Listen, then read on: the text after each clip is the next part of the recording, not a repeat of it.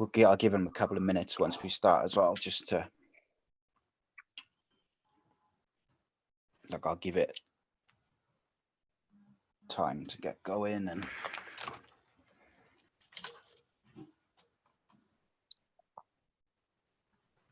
okay, there you go. So I just had a notification to my personal YouTube saying it's going live.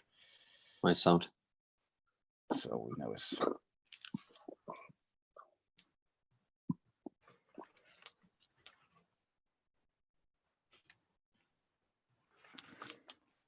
just waiting for it to load up. Okay. Get the link, tweet the link. Right, I've tagged you in it and I've just posted the link.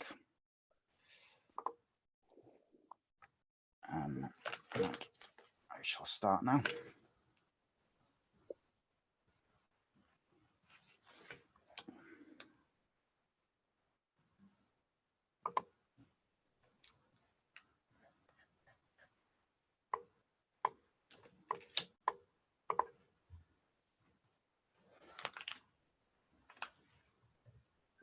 Just giving it a second to Sorry. make sure it's in.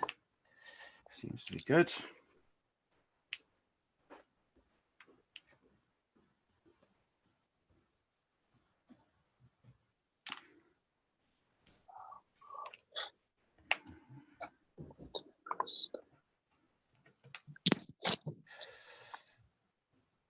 Lots to talk about, mate, anyway, so Yeah, loads, mate. Yeah. see if we can keep an eye on the live chat and stuff as well. Go from there. Right. Oh, hello. There's one person in the live chat. There we go. Johnny Wish. Johnny Welcome, Wish. Johnny. Just do a show for Johnny. Personal show, one-on-one. That's don't get that anywhere else. Right. Let's go. He says.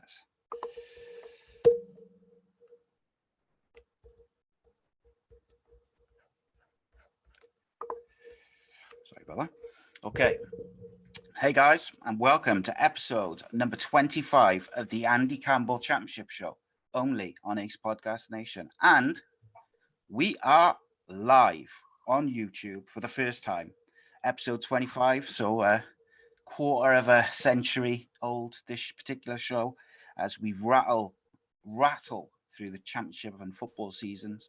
I'm your host, Si, and I'll be joined by ex-Premier League and Championship striker, Cardiff City legend, Mr. Andy Campbell, who we will meet in a second, but you'll be able to see his beautiful face to the right, I believe, maybe to the left.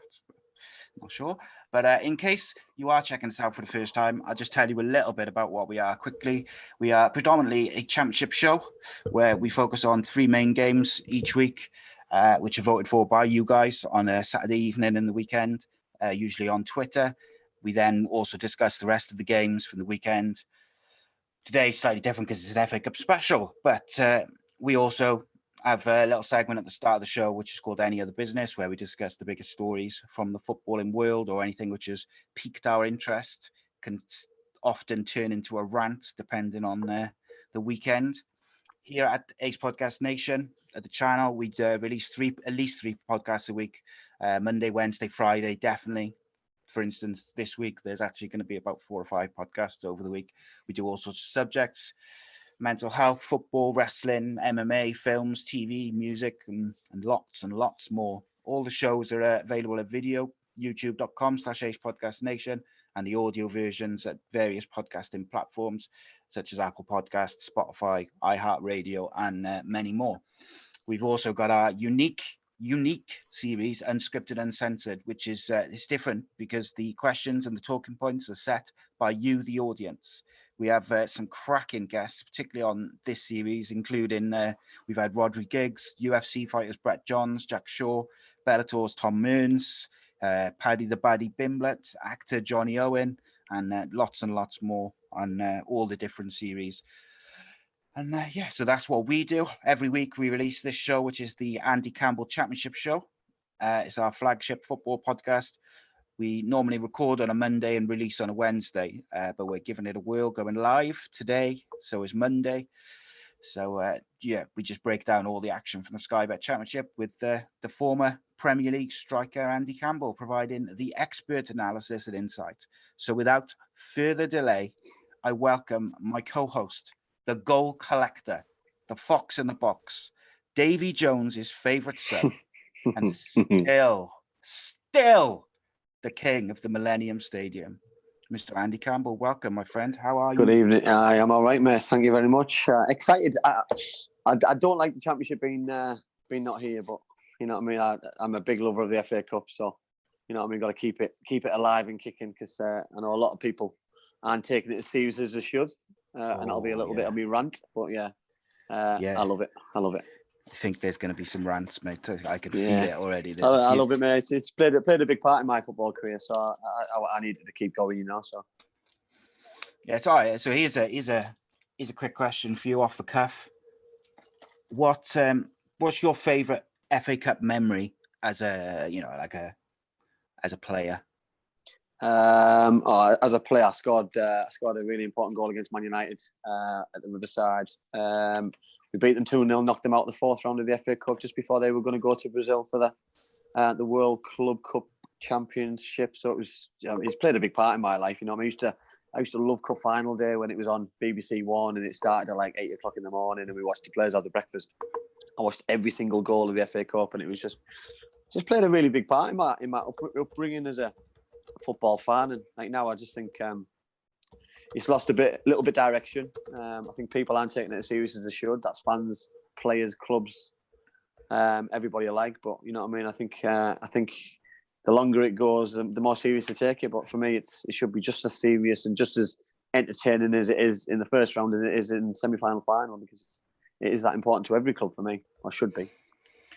Yeah, I agree. FA Cup, it's like for me, you know, growing up as a kid, it was like I really look forward to it. And when I was a younger kid, the FA Cup was kind of the first football I watched on TV because it was always on BBC. You know, back in the day, it was on BBC, and BBC used to do such a good job of building the FA Cup games on grandstand in the morning. Yeah. You know, where they have Football Focus and stuff these days, but like, you know, FA Cup final day was just so amazing on TV if you're a football fan. Well, St. Greavesy used to just, you know what I mean, used to dominate, you know what I mean? And you know what I mean, you're on about football shows and football things, but it doesn't get any better than that, you know what I mean? And everyone would recognise and remember those kind of days. And I think they're getting forgotten a little bit now, you know what I mean, with football being such a business. It was quite fun back in the day. Yeah, absolutely, mate. Guys, as the viewers starting to total up a little bit, drop us a thumbs up and a subscribe if you don't mind. That'd be great. Helps us grow. Helps other people find us on YouTube. And you mentioned then about clubs not taking it seriously. So we're going to go into any other business first before we go into the games. There's a few things we want to discuss from the weekend, and a couple of them might get a little bit ranty, but you mentioned to me you were FA Cup attendance particularly, but before we go to that, I wanted to go with Liverpool because it kind of links in with what you just said about clubs not taking it seriously. You know, Liverpool yesterday, they were 2-0 up, which we'll discuss in a bit, against Shrewsbury. It's gone to 2, you know, it's finished 2-2. Shrewsbury, to be fair, had enough chances to finish it. They had so many chances, but what annoyed me was actually Klopp's comments afterwards, where he said not only is he going to play an under-strength side, which, you know, you expect that Premier League clubs, particularly the top ones in Europe, are going to play a mixture of youth and fringe players. I get that. But he's basically said he's going to play the similar sort of team that they played when they were at the Club World Cup, and he's not even going to coach the team. Now, to me, that's disrespectful because the World Club Cup, you know, that was unavoidable. FIFA were never going to change it. That was by the bias. They had to deal with it. Fine. Yeah. But this time around, I feel like it's a lot more disrespectful. I look at this side that where's he going to be? Where's he going to be that day, that night? You know, so if his players are playing and players are playing for the football club and players are trying to impress, they want to impress the manager. Is he going to watch it on TV? Well, if he's watching it on TV, he might as well watch it in live at the stadium. Yeah, the whole thing doesn't make sense to me. Like you said there, you know what I mean? He was in a different country before, so it was massively unavoidable. This one's not. You know what I mean? He's got to take it serious. You know what I mean? Oh, what's the point in being? He might as well have handed the game over to Shrewsbury on the yesterday evening. He might as well have stood in front of the TV cameras, BBC, and said, Shrewsbury can have the game because we don't really want to be in the FA Cup anymore. It's not our priority. And I just find it to be a little bit disrespectful. You know what I mean? Because this is a really, really big thing for Shrewsbury, for the fans, for the club, for the new manager. For the bunch of players, you know what I mean? There's no other opportunity in probably the Shrewsbury players' lifetime to go to Anfield and play in a competitive game. So, you know what I mean? I think it is massively disrespectful, and it's something that this should not really happen, really, for me. Yeah, didn't they bring in a thing a couple of years or a few years ago, maybe I'm showing my age now, where their teams were going to have to play, you know, like a pretty fairly strong side, so they were going to get kind of punished for playing too much of a weakened side. Yeah, well, I think the problem we've got, Si, is the Premier League is this 25-man squad thing. So that in the Premier League, you select a 25-man squad, and anyone who's in that 25-man squad is deemed as your best, one of your best players. So I think it makes a mockery of it for me, really, because I looked at Liverpool's squad yesterday and team yesterday. You know what I mean? They had a couple of recognised players, goalkeeper. Used to play for West Ham. The two centre halves recognised players. Centre forward recognised player. Apart from that, you're paying a bunch of kids, and you know what I mean. And they nearly did enough. They nearly had enough to win the game. But overall, Shrewsbury dominated long parts of the game and deserved to get something from it. And I just think, we said it before, disrespectful in certain quarters. You know that certain teams made small changes. Some teams made more than others, but you know what I mean? It just shows what kind of priority the FA Cup has. And, you know what I mean? If you put a Champions League place at the end of it and a carrot at the end of it, then I'm sure teams will take it a hell of a lot more serious than they did at the weekend, because some of them have missed an opportunity to progress as far as they can. Yeah. And I think we've talked about that before, haven't we? Is the kind of prospect of maybe making the prizes of the League Cup and the FA Cup mean more by just because let's say for example, Liverpool, the FA Cup has got a Champions League place on it. Liverpool win the league, and Liverpool get in the FA Cup final against Oxford United. With Oxford United getting the FA Cup final, they'll be earned a place in the Champions League because they've got in the final, because Liverpool have already got another avenue. And imagine that. You know what I mean? It just opens doors. It creates money. It creates revenue. It creates a buzz. And why shouldn't that happen? You know, so you know what I mean. It's if Liverpool played the same team all the way through to FA Cup final day, I'd probably respect Jurgen Klopp even more than I do. But if it got to the FA Cup semi-final, final, I guarantee you that all the big hitters would be back in the side. I think that's unfair a little bit. Unfair on the kids who've got them to a certain place. Unfair on everybody else, because that's the team that he's selecting. But you know what I mean. He's doing a job at the minute. He's doing a fabulous job. But for me, I just think the FA Cup needs to be taken a little bit more seriously by managers, and then pushing on to the next point. Then it would probably encourage supporters to start putting bums on seats and paying football clubs to go and watch the games, because some of the attendances over the weekend, Manchester City, do you know what I mean? Manchester City, the biggest football club in England, one of the biggest football clubs in Europe, and the stadium is half full. You know what I mean? That surely they can get bums on seats, and surely, you know what I mean, they can attract. You know, and Man City put a really good side out, and they couldn't even probably half fill the stadium. And you know what I mean? Fulham apparently that in the FA Cup you get half the revenue, and Fulham must have been absolutely devastated, because you get knocked out of the FA Cup and then you still don't even pick up the kind of money that you thought you were going to, because it just becomes a dead rubber. And you know what I mean? That like Shrewsbury are going into the game at Anfield hoping for a big attendance, because if you get knocked out, at least you're going home with some money in your pocket, because that's the be all and end all for the little clubs, that it'll probably sort them out for their budget for the rest of this season and next. So good luck to them. Hope that happens. But you know what I mean, Newcastle United did a really good thing at the weekend. Newcastle had a pound admission for kids, and they had a sellout for Oxford United game. And I think the game, even though it was 0-0, was a really, really good game. And because it was a good game, the atmosphere was really good. And you know what I mean, it created a buzz around, and it's the next generation of fans. And Newcastle United, the same as Cardiff City, the same as Middlesbrough, the same as Hartlepool, Oxford United, they need the next generation of fans to come watch the football team and get that buzz. And if you're discouraging families from from being able to afford to go, then it's going to cause a problem.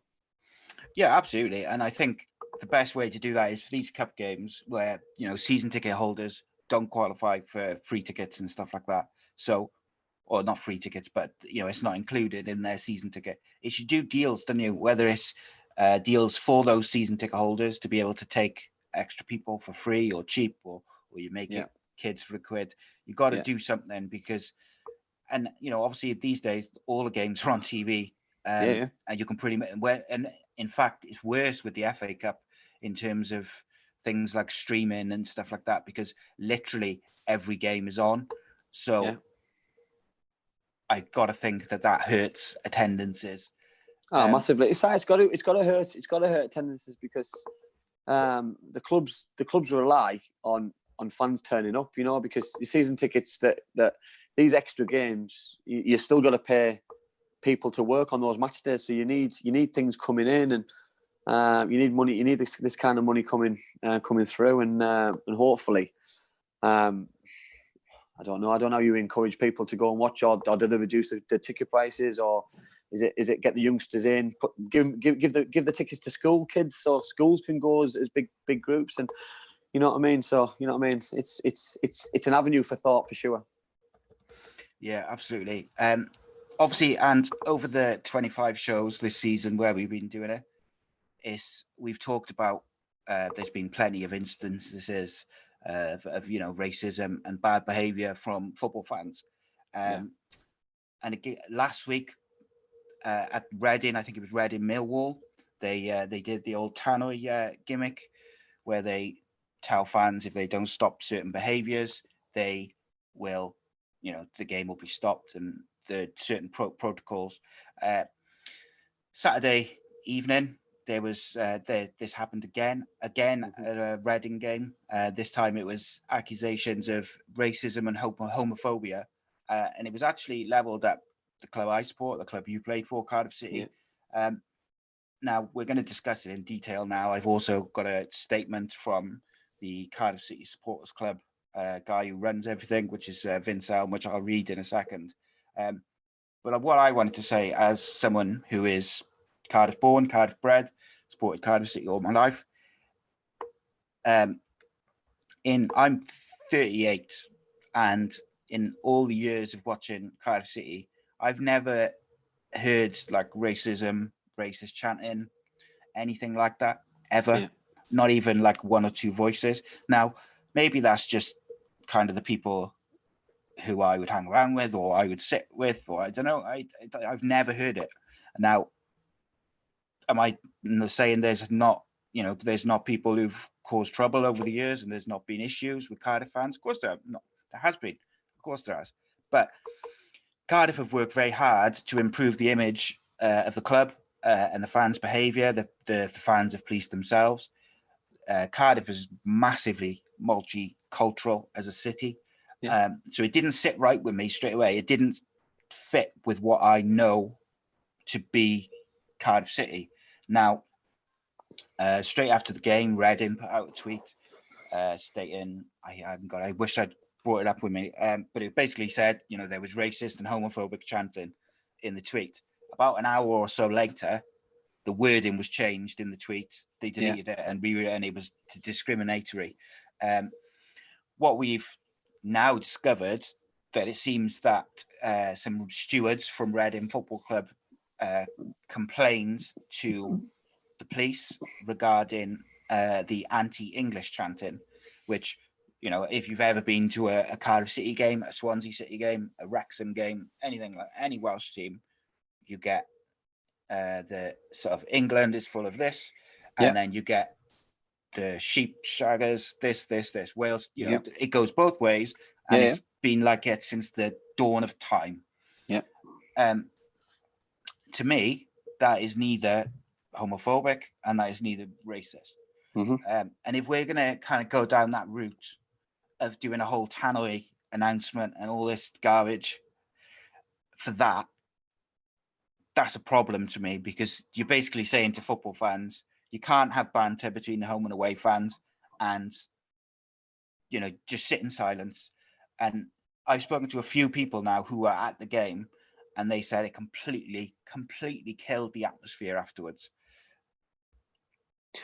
Well, Si, as you know, I mean, you mentioned that I played for the football club, and I mean, my 4.5 years at Cardiff City, I never once witnessed, heard any kind of discrimination, any kind of racism, homophobic chanting. You know what I mean? For me, everywhere we went, if it was a home game at Ninian Park, if it was an away game at anywhere in the country, especially the New Den, especially the Britannia Stadium, Ashton Gate, you know what I mean? Probably three of the rivals at the time when I played, Stoke City, Millwall and Bristol City, that it was all banter between English and Welsh supporters and passionate about their football club and their country. And that, for me, it was what it was. It was no more, no less. And for anyone to make an issue and make a bigger deal out of it is out of order. I put a tweet out on Saturday, and I got a swift reply from a friend of mine who lives and works in Reading, who went to the game because obviously Middlesbrough weren't playing, and confirmed to me and to everybody else that he was sat in the Reading end. He heard exactly what was happening between both sides, and confirmed it was just English and Welsh banter between two sets of supporters, and that was it. He said he heard absolutely zero racism from both sides. He heard zero homophobic chants or abuse from both sides. He heard the Reading fans giving the Cardiff fans some stick, and he heard the Cardiff fans giving the Reading fans some stick, but in a banter way. And that's it. Final, done. And if supporters aren't allowed to sing songs, and what's the point of paying all that money to go and watch your football club if you're not allowed to do anything? I just find it a bit cringeworthy and laughable that we've got now a game in a replay coming up in 10 days time or whatever it'll be, and if Cardiff City did that the same way that Reading have done it, then we're going to have another problem on our hands, because you know what I mean. It's going to happen, because that's just the way it is, and the way it has been. Like you said, and it's been going back. It's been going on for years and years and years. And do we want to stop it? No, we don't. We don't want banter stopping at football. I've just spent the last 5 minutes whinging on about people not going to games. So if we stop in all this thing, we're going to get even less people going. So why would Cardiff City fans go all the way to Reading to go watch a game if they're not allowed to have some fun, enjoy it, sing songs, have a good drink, have a good laugh with the mates? If they're limited to what they can say and what they can do, you know what I mean. If I'm sat here now, Si, and I'm accepting and saying that racism's okay, I'm not. It's far from it. You know what I mean. But what I'm saying is banter between two lots of supporters is allowed 110%. Racism, we're not talking about that. We're not talking about homophobic chants. We're talking about two sets of players from two sets of teams. No complaints. There was black players on each team, and nobody complained. It was stewards who complained about what was being said between two bunches of I say passionate supporters, one English team, one Welsh team, and for me, it should have been handled better from a security point of view rather than from the tannoy, because that in itself can cause its own problems, because that could have caused a bigger problem. You know what I mean? That there's a protocol, I thought, which went to a player complains to a referee if something's happened from the sideline. Referee then goes to see both managers. A message gets sent to the tannoy who speaks out, and then the final protocol is the players go off the pitch. And something's gone massively wrong there, because I didn't see the parts happening before the tannoy came out. So we've missed, you know what I mean. We've missed probably the protocol's gone wrong somewhere down the line. Yeah, and also I thought that they kind of killed the atmosphere, but also I thought it affected the players as well. Well, on the performance, and we will go through the game. Yeah, it probably affected Reading more than it did Cardiff, because I thought Cardiff were excellent on the day. But we'll also start to talk about that a bit longer. But Si, it's going to affect you, because the game's going to get stopped, or potentially going to get stopped. And as a player, you're powerless. You know what I mean? You're on the pitch thinking, I wonder who these things are aimed at. I wonder if the game's going to get stopped. So in your head, you're thinking, I'm trying my best, but in 5-10 minutes, this game could be pulled anyway. So you know what I mean? I bet it must be a strange thing to be happening. Yeah, indeed. So I just want to read out this statement which Vince Elm of the Cardiff City Sports Club gave me over the weekend in relation to this. And also, Reading play Cardiff on Friday in Cardiff in the league, which I'm actually going to for my son's birthday. So I'd be interested to see what the atmosphere is, because it's actually going to make it quite tasty, because it's going to be quite hostile there, probably more hostile than it would have been versus Reading on a Friday night before that. Yeah. Okay. Totally agree. So Vince says he's very shocked and disappointed how Reading Football Club handled the complaint from their steward yesterday. He was very unprofessional and probably didn't follow the guidelines or protocols. Much of the press, including the local press, have jumped on the bandwagon and vilified us with sensational headlines without finding out the proper evidence first. We are very angry and upset. We have a multicultural fan base, with Cardiff being a port. There are many settlers from all around the world, so it is insulting to be labelled racist. I believe that the Cardiff supporters who attended the fixture yesterday deserve an apology from the supporters and the press, as this detracts away from real issues facing football of racism and homophobia, of which there's been several instances over the last 12 months. So, I think I couldn't have put that better myself, but that's someone who's been to every single home and away game for, God knows how long, probably longer than I've been alive.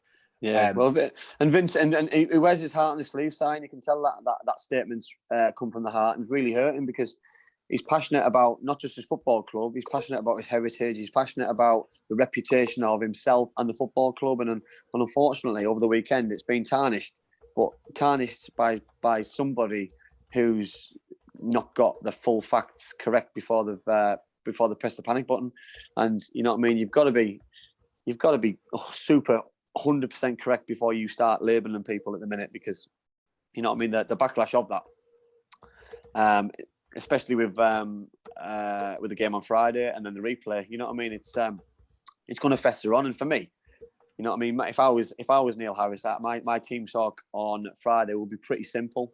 Would be go and ram those kind of statements down Reading Football Club's throats and get stuck right into them on the pitch and show the supporters that we back them 100%. So you know what I mean. I don't take these things lightly, Si. You know what I mean. It hurts me because, like I said, you know what I mean. 4.5 years at a football club, and not for 1 second did I hear anything. You know what I mean. Even Si, I'm a passionate Englishman, as you know, and you know what I mean. And I've got time for all my Welsh friends, including yourself. And you know what I mean, not once in my time there did anybody have a go at me about being English. No. You know what I mean? And even if they did, I know it was a fully banter, full of banter, because maybe it's England were playing Wales in rugby or football or something. And I just think it's just creating a mess, and an unnecessary mess where it just didn't need to happen.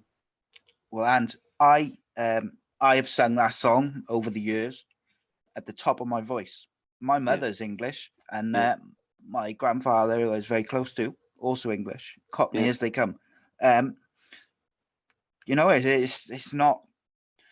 not racism, and I really feel that the biggest problem with this, for me, the two biggest issues with it is, one, Cardiff City and their fans have been labelled as racist and homophobic. That's not fair to those people who have gone to that game and behaved themselves and, paid their good money to travel up to Reading and go to the game.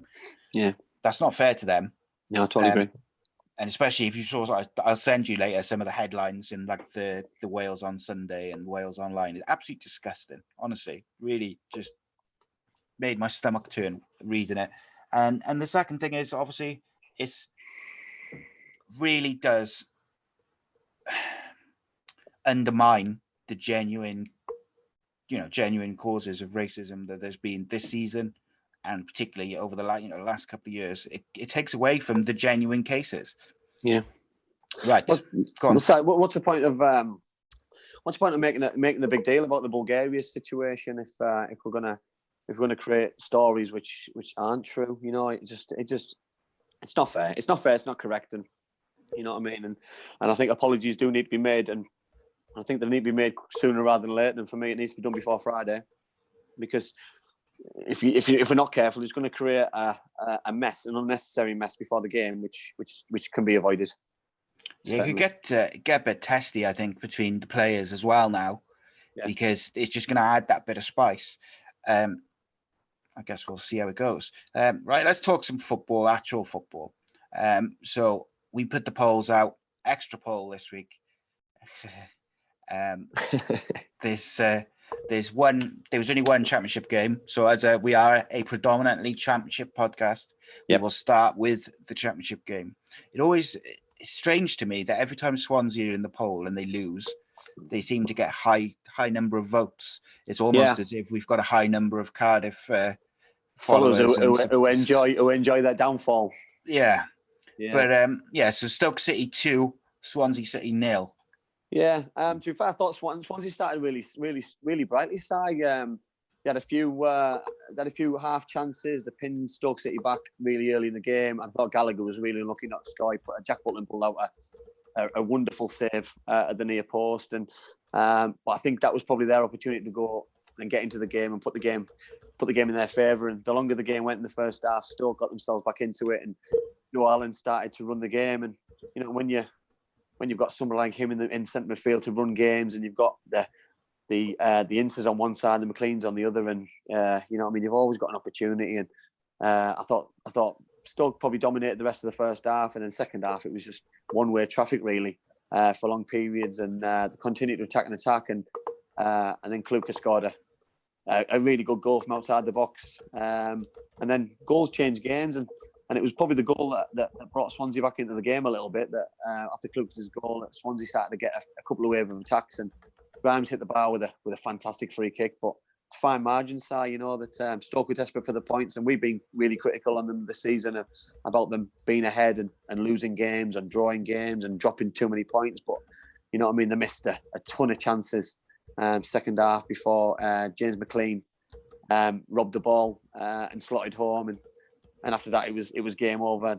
Swansea didn't really deserve anything from the game overall, but they had a couple of half chances into the scored those chances at the right times. They might have got something from the game, but is this the start of the Stoke City revival to keep them in the division? Well, only time will tell, because normally they get one good result and then they go and mess up the next. So, it'll be interesting to see next weekend if they can continue following on from this excellent result, really.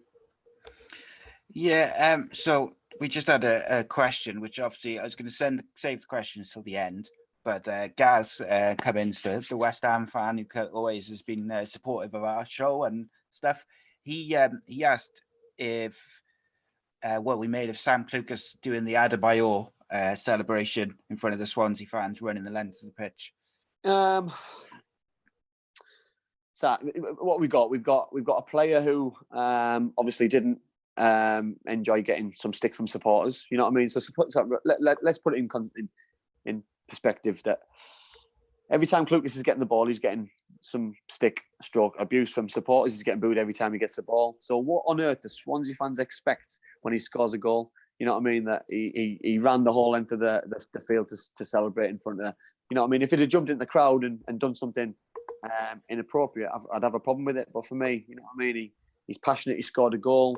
Stoke was so desperate for the goal, for the points, that he's probably even more passionate. He's been his ex-club. He's obviously getting a bit of stick from his fans who allegedly or supposedly adored him when he played for the Swans. That, you know what I mean, he decided to do what he did. So, you know what I mean, do I have a problem in it?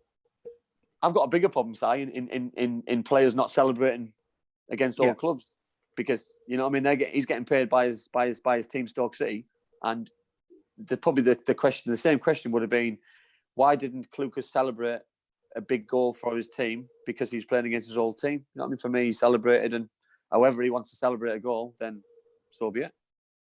Yeah, I haven't got a problem with it, as long as it's not like kind of like right in the face of the fans, or I don't think it was Adebayor. I don't think it was Adebayor as brutal as that one. You know what I mean? I think it was on par with it. It was like a diluted version for me. You know what I mean? So I don't see a problem in it. I think it was just, he didn't overstep that mark for me.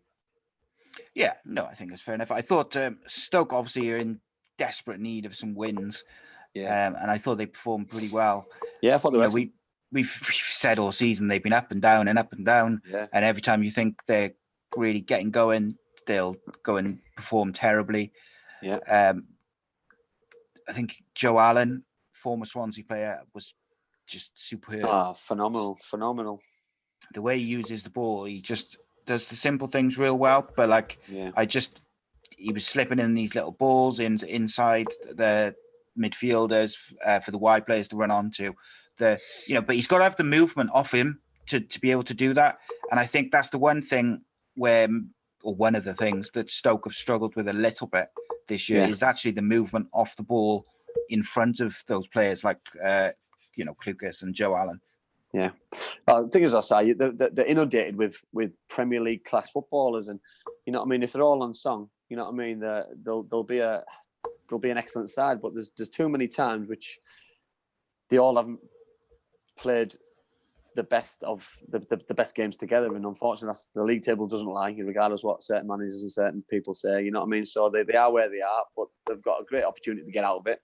They've got some excellent players on paper. They just need to make sure that they're all singing off the same sheet, and they can kick on again, because the next game is obviously the most important one now. You know that you win on a Saturday afternoon in a big game, but then all of a sudden it becomes irrelevant if you go and lose your next game. And they go away to Derby next game, and then they play at home to Charlton, home to Preston, away to QPR, and then at home to Cardiff. So they've got some tough games, but at the same time, nobody wants to play a Stoke City side who's playing well, because they've got some really good footballers and some big name players on the day. So it's you know what I mean. It's a tough one really, because they are a good side. Yeah, Stoke should be. They should be at the top, at least top 10 in the Championship, at least. Easily. Yeah, and same for Swansea. I think it's more of a blip for Swansea. I think they've had a decent run over the last few weeks, and defensively they've been sound. I think they were all over the place at times against Stoke City. He couldn't handle the pace of McLean, Ince, when Gregory came on. His power. I think they struggled with probably Joe Allen's creativity as well. And we speak regular about this number 10. And how good teams are with that number 10, and Stoke are no different when you've got the players that I've named already, and you've got Joe Allen slipping these kind of balls, and you've got a great opportunity to win a football match. Yeah, and he's not all, Joe Allen's not always been known for his creativity. He's quite often more of that holding midfielder who just does the short passes 2-3 yards either way to win the ball back. But yes, so we move on to the FA Cup. Just before we do that, I'd just like to say someone had just subscribed, so we're now up to 600 subscribers on YouTube. So I thank you to that person, and thank you to everyone. I'd really appreciate, guys, everyone in the live chat is sort of fluctuating up and down, which is fine. I expect that because of the way YouTube's algorithm works. But if you guys could give a thumbs up, you could share the link to the show, and give it, plug it to your friends, tell your friends, and as we build up over the weeks, hopefully we'll get like a good collection of people interacting on the live chat. This show is brought to you by our friends at Away Day Apparel. You can visit Away Day Apparel at www.awaydayapparel.co.uk for their latest clothes and offers, with some big things planned for 2020. It is definitely worth following them on Twitter at Away Day Apparel and Instagram at @awayday_apparel. And exclusively for Ace Podcast Nation viewers and listeners, you can get 10% off your next order by entering the code AA Podcast Nation in lowercase at the payment screen, till, as it were, and that's AA Podcast Nation for 10% off. Can't fault that. And there's some exciting things coming from them in 2020. Okay, my friend, let's get this FA Cup stuff going. First game, Millwall 0, Sheffield United 2. Yeah, well, we spoke about teams making changes, Si, and you know what I mean. You look at Sheffield United. Sheffield United just left the Championship You know what I mean? Not long ago. Also, you know what I mean? He hasn't really brought in that many top class Premier League players. So you know what I mean? The side's still full of predominant Championship players, and Millwall have been on the rise. So this was one of them games where I thought that it could be a real upset. And you know what I mean? I didn't really see Millwall pulling in the performances like they have, and it surprised me really. You know what I mean? We've raved about Jed Wallace, we've raved about other players, Gary Rowett. You know what I mean? He's getting the best out of his players, and there was quite a lull of chances, especially in the first half. And the longer the game went, Sheffield United grew into the game, and to finish the game off with two absolutely fantastic goals. Mo Besic, I watched him a lot when he was at Middlesbrough. You know what I mean? I know. I seen Chris Wilder's interview that he was just about to bring him off before he scored, and he cut inside from the right hand side and bent one into the top corner of his left foot. Was just absolutely fantastic. And Oliver Norwood, you know what I mean? He's one of the Sheffield United's best players in the Premier League. He killed the game off with another long range shot. And Billy Sharp, you know what I mean, sharp as ever. You know what I mean? He should have scored. He had a couple of good one-on-ones, and but it just shows how good of a job Chris Wilder's doing. You know what I mean? It was a banana skin, potential one, but no, you know what I mean. Sheffield United took it serious. You know what I mean? They didn't make too many changes. Had still a strong side. Didn't put the youngsters in. Still have the experience of the Mo Besic's, the Billy Sharps, who haven't played much football, but they're still experienced Championship stroke Premier League players. So, you know what I mean? I think Sheffield United fully deserved to win the game. And I was quite disappointed with Millwall, really, because we've raved about them on the show recently, about being in good form. And this was an opportunity for the Millwall players to, like a Jed Wallace, to show the league and the Premier League scouts that he can do it in the league above. And unfortunately, it wasn't meant to be. Yeah, I think so. Both goals excellently taken. And I think with these games are quite difficult when it's the newly promoted teams to the Premier League. Because despite being a Premier League team, you know, it's only a couple of months ago that they were playing Championship football. So, you know, the gap, as you maybe say, like compared to some other teams in the Championship to Premier League, is not as big. And I do believe that the general gap is nowhere near what it was, 10 years ago. But I thought they did very well. But then, side with the carrot not being there for the FA Cup, then you know what I mean. That the Premier League survival for Sheffield United, I know that they are safe anyway, but the Premier League survival is paramount. So why would he take the FA Cup seriously when there's nothing there to, you know what I mean? Because next Saturday is the most important game for Sheffield United. So picking injuries up, picking suspensions up, is just a non-starter for the football club. So fair play to Chris Wilder to want to go to Millwall and battle away at the New Den and have a bit of a tear up and go and progress through, because you know what I mean, Chris Wilder obviously wanted to progress through, and you just never know. You get a decent draw next, and all of a sudden you find yourself in good territory towards the latter stages of the FA Cup. So you know what I mean. I just wish everyone had that kind of mentality.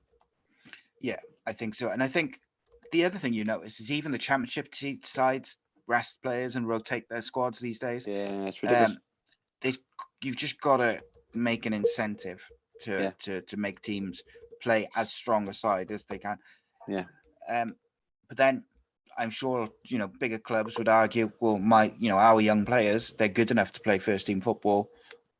So it's not weakening us. You know, that'll be their argument, I know. And the other way to look at it is, you know, clubs do use the cup games to blood these youngsters. Yeah. Otherwise, they just go out on loan.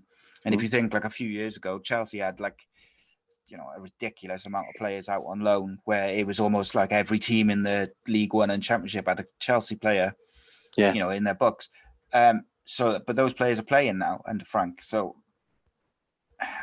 would they be? I know they're playing league football, particularly for Chelsea, but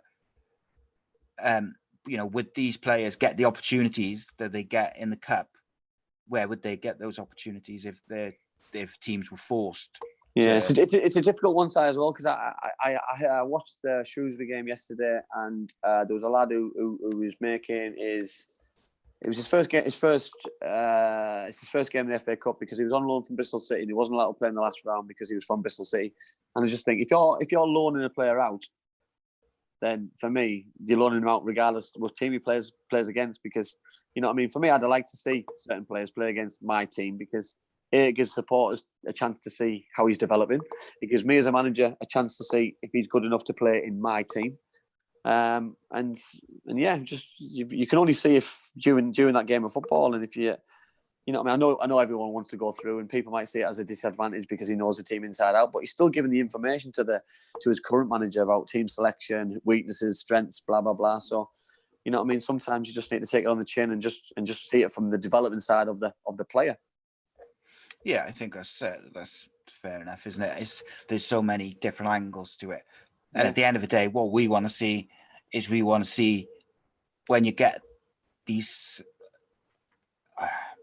perceived smaller teams playing against big teams, they want to be playing against the best players from the players' point of view, the fans' point of view. You want attendances to be higher in the FA Cup, for instance, than you need when Shrewsbury play Liverpool or Man United play Tranmere. You need them to play their best players so that it attracts fans. Yeah, totally agree.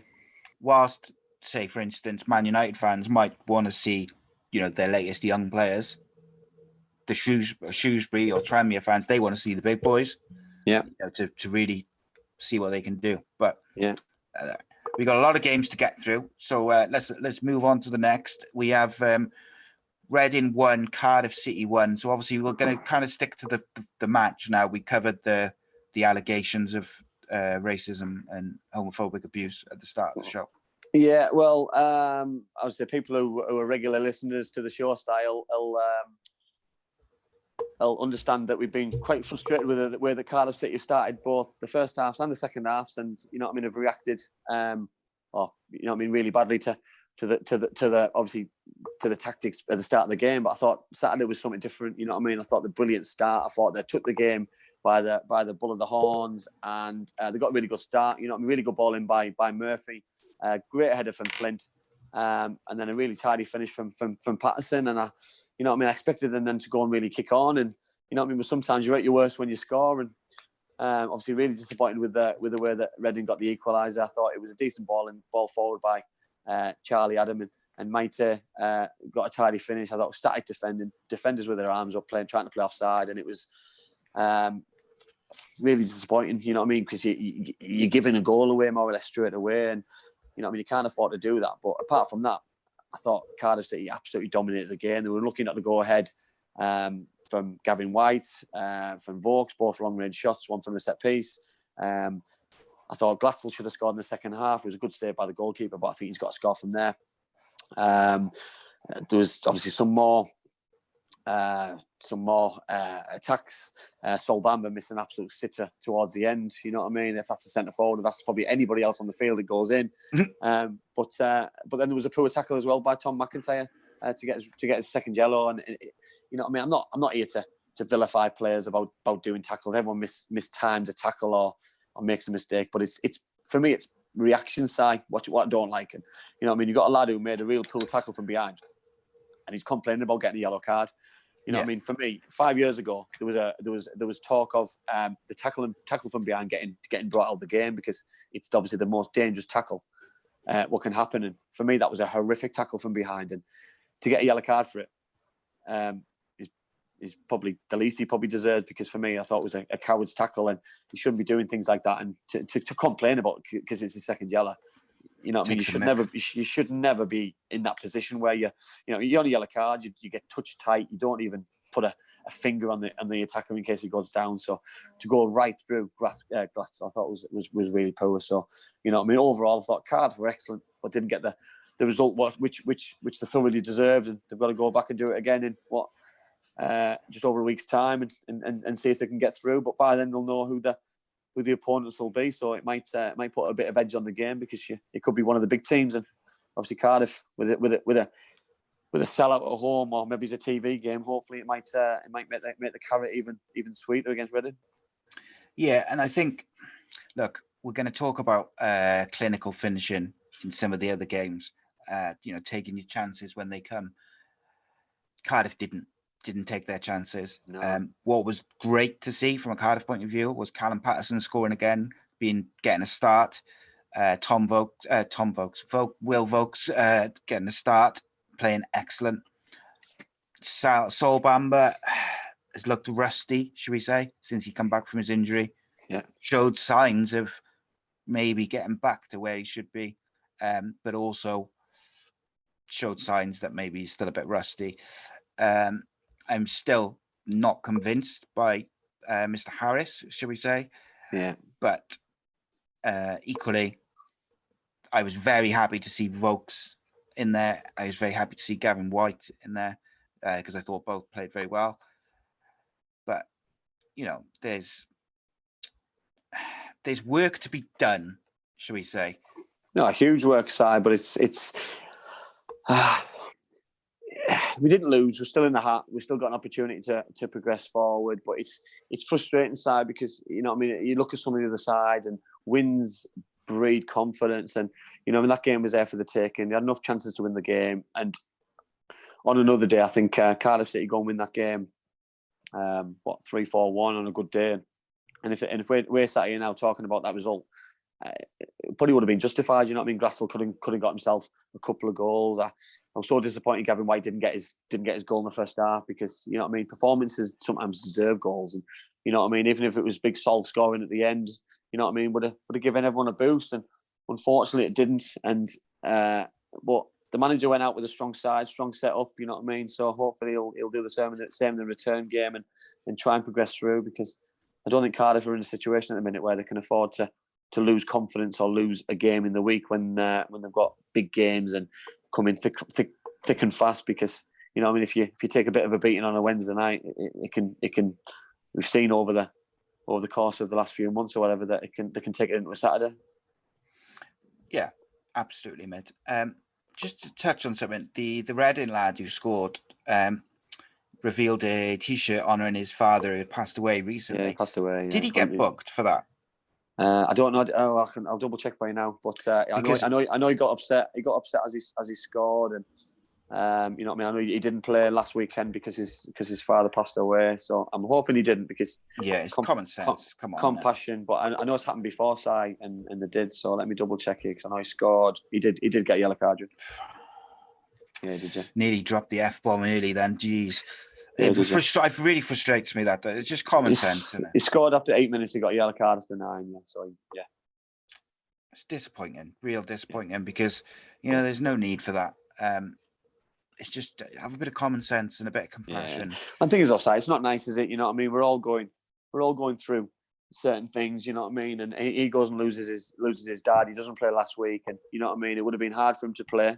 It's his first game back from losing his dad, who'll have been, I'm guessing, is a big supporter through his football career, and and it's his first goal that his dad won't have been able to see, and and it's compassion, and I just think it's poor from I don't know, yeah, I know the refs only putting the rules out there, but then the rules are wrong. It's not the referee, it's the rules are wrong. It's, for me, referee's discretion, and that's what the rules should be. It's a referee's discretion. If he's took his top off and he's swinging it around his head and he's doing it to wind people up, is one thing. But if he's showing a T-shirt off to show something, to support something which is something close to him, like his father passing away, then for me, it should be taken away or not even given in the first place. Yeah, I think so. What's the weirdest goal celebration that you've ever witnessed firsthand, not including the pie to the face? The weirdest one I've ever witnessed. Like from a teammate or an opposing team. I don't think I wouldn't say like I've ever. I wouldn't say I've ever. Sorry. The weirdest one I've ever seen was. Do you remember he used to play for Newcastle United? It was Tamir Ketsbaya. Ketsbaya, when he smashed, and he scored, and he started kicking the boards and started taking his boots off, but he couldn't do it. And he started throwing his stuff around. Yeah, and I get it's quite a surreal feeling scoring a goal and having that all emotion, and you try and let it out. But I found taking a pie to the face was quite a nice way to relax.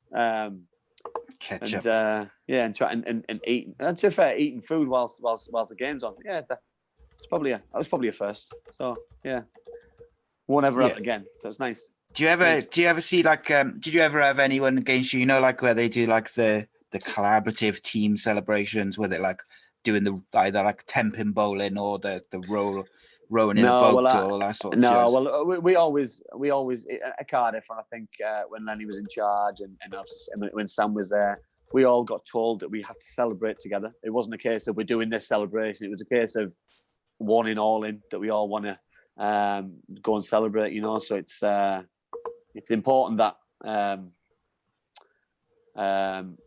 that we all celebrate together, just to show a bit of unity for the fans, and you know what I mean, because sometimes it's a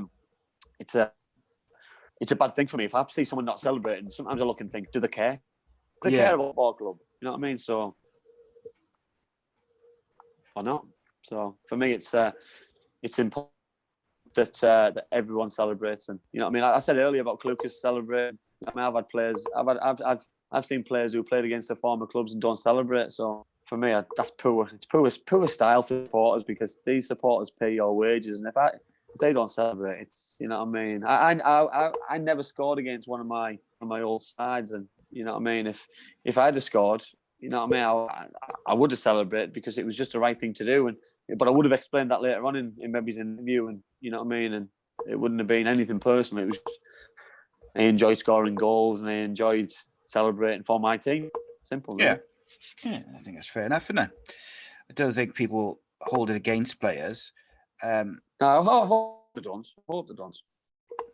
Next up, Tranmere 0, Manchester United 6. Oh, sorry. What can I say? I was quite intrigued to see team selection. I was quite impressed with how Ollie lined his side up. I think he saw it as quite a sticky game, really. But from the first minute side, from when the game started, it was just men against boys, and you know what I mean. The goals all came from a similar area from Man United's left, apart from one of them in the first half, and you know what I mean. Martial, Greenwood, Lingard, even Harry Maguire. You know what I mean, cutting in and laying shots on. You know what I mean. Thought Maguire's first goal was absolutely outstanding. You know what I mean. I thought Man United's just the way that they came and handled the game was just so professional, and deserve all the accolades they can get, because you know what I mean. It's a tight game, and it's very rare you get beatings like this nowadays. You know what I mean, and especially at home, because you know what I mean. And Tranmere didn't really lay a glove on them at all. They had a couple of half chances and a couple of long range efforts, but for me, I thought were absolutely fantastic, and some of the goals they scored were just out of this world. And you know what I mean, it was nice that the 6 people got a goal. It wasn't just Martial taking over, or you know what I mean, young Greenwood got to take the penalty at the end, which was a lovely penalty at the end. You know what I mean, for the young lad to be that composed. But Dalot's goal from right wing back, you know what I mean, was a great individual goal. I thought Jesse Lingard, who's had a really good goal this season, his header was just out of this world, and you know what I mean. Tranmere just everything from the pitch was awful, to the performance was awful, to the result was awful. So it's just a real bad day at the office, and something which Tranmere won't be happy about, really, because it's not many times you get to play Man United at home and pull a performance in like that. Yeah, absolutely. Sorry, mate. My connection just dropped a little bit then, so I was like, "Oh no, here we go." It's going to all go pear-shaped, but it seems to have repaired itself. I got to say, the finishing from Manchester United was about as clinical and professional as you can get. No, it was 9 shots on target, signed, scored 6 of them. You know what I mean? So and that's what we're referring to about taking your chance. And I mean, when you think of it, Maguire, Martial, Lingard, and one other, they were only really half chances. They were actually brought on. The goals came about because Tranmere didn't close down quick enough, and they just the precision of the finish. You know, they were like banging the top corner, bottom corner. Yeah. Maguire's... I felt sorry for the goalkeeper, because they were all quite similar goals, and he wasn't really getting any protection, like you just said there. And you know what I mean? I think they looked like they were trying to keep the shape and just try and keep 2 banks of 4 or 4 and a 5, and just defending from the edge of the box. But when you've got people who can pick things out like with the eye of the needle, and you know what I mean, and pick the top corners and bottom corners out, then you know what I mean, you're in deep trouble. Yeah, they were exposed, I think.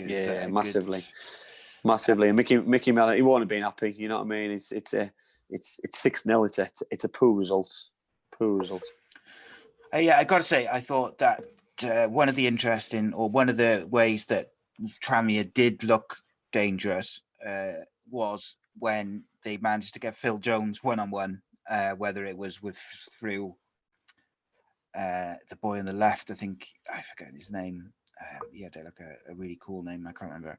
But he whenever he got one-on-one with Phil Jones, he Blackett really Taylor Corey, and he had him on toast every time he did it. He turned him about 2 or 3 times, and he was the biggest threat for me. He had a couple of long-range shots, but it was like he had to do everything by himself. He turned Phil Jones in the second half on the halfway line, ran all the way to the 6-yard box, and then just ran out of legs and ran out of energy. And you know what I mean, he didn't have any more energy to give. But you know what I mean, it just shows how even half decent defenders in the Premier League can get ripped up on any given day, really. Yeah. I would be in. I think Man United should actually play 5 at the back or 3 at the back, 3 centre backs. I think it suits the players they've got in the defensive positions. I think it suits Luke Shaw. I think it suits Dalot. I think it brings the best out of Harry Maguire. I know it's versus League One opposition, but Harry Maguire likes to bring the ball out of defence, and he can't do. Whenever he does that in a 2, he often gives his passes get intercepted, they're exposed.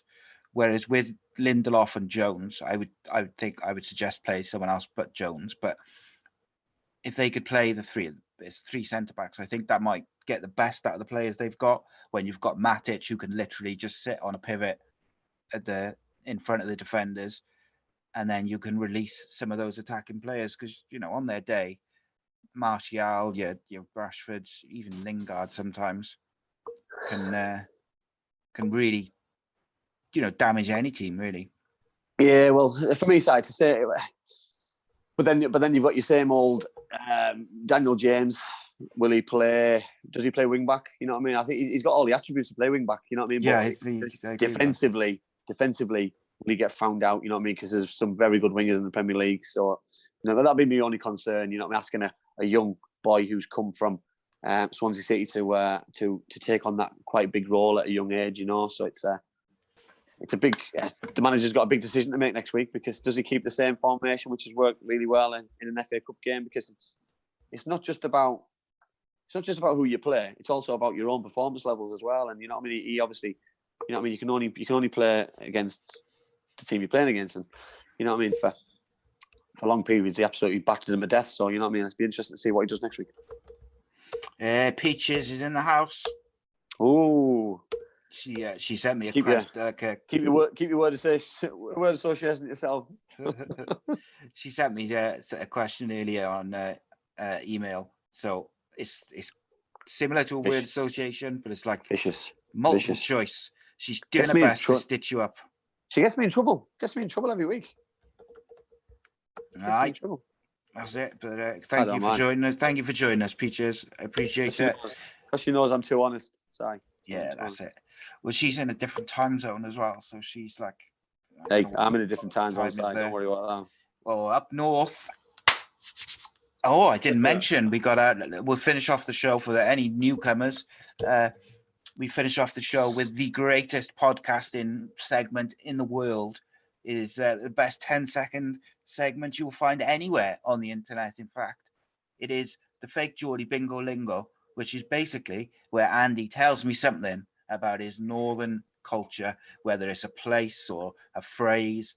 He educates me as I prepare to travel up north to Middlesbrough later in 2020. Every day's a school day, Si. Every day's a school day. Always learning. That's it, mate. And when I come to the borough to visit, I'll be like a local. Yep. So they were our main sort of featured games. This week, there's so many games to cover. And because someone put an extra poll out, we had even more games to cover.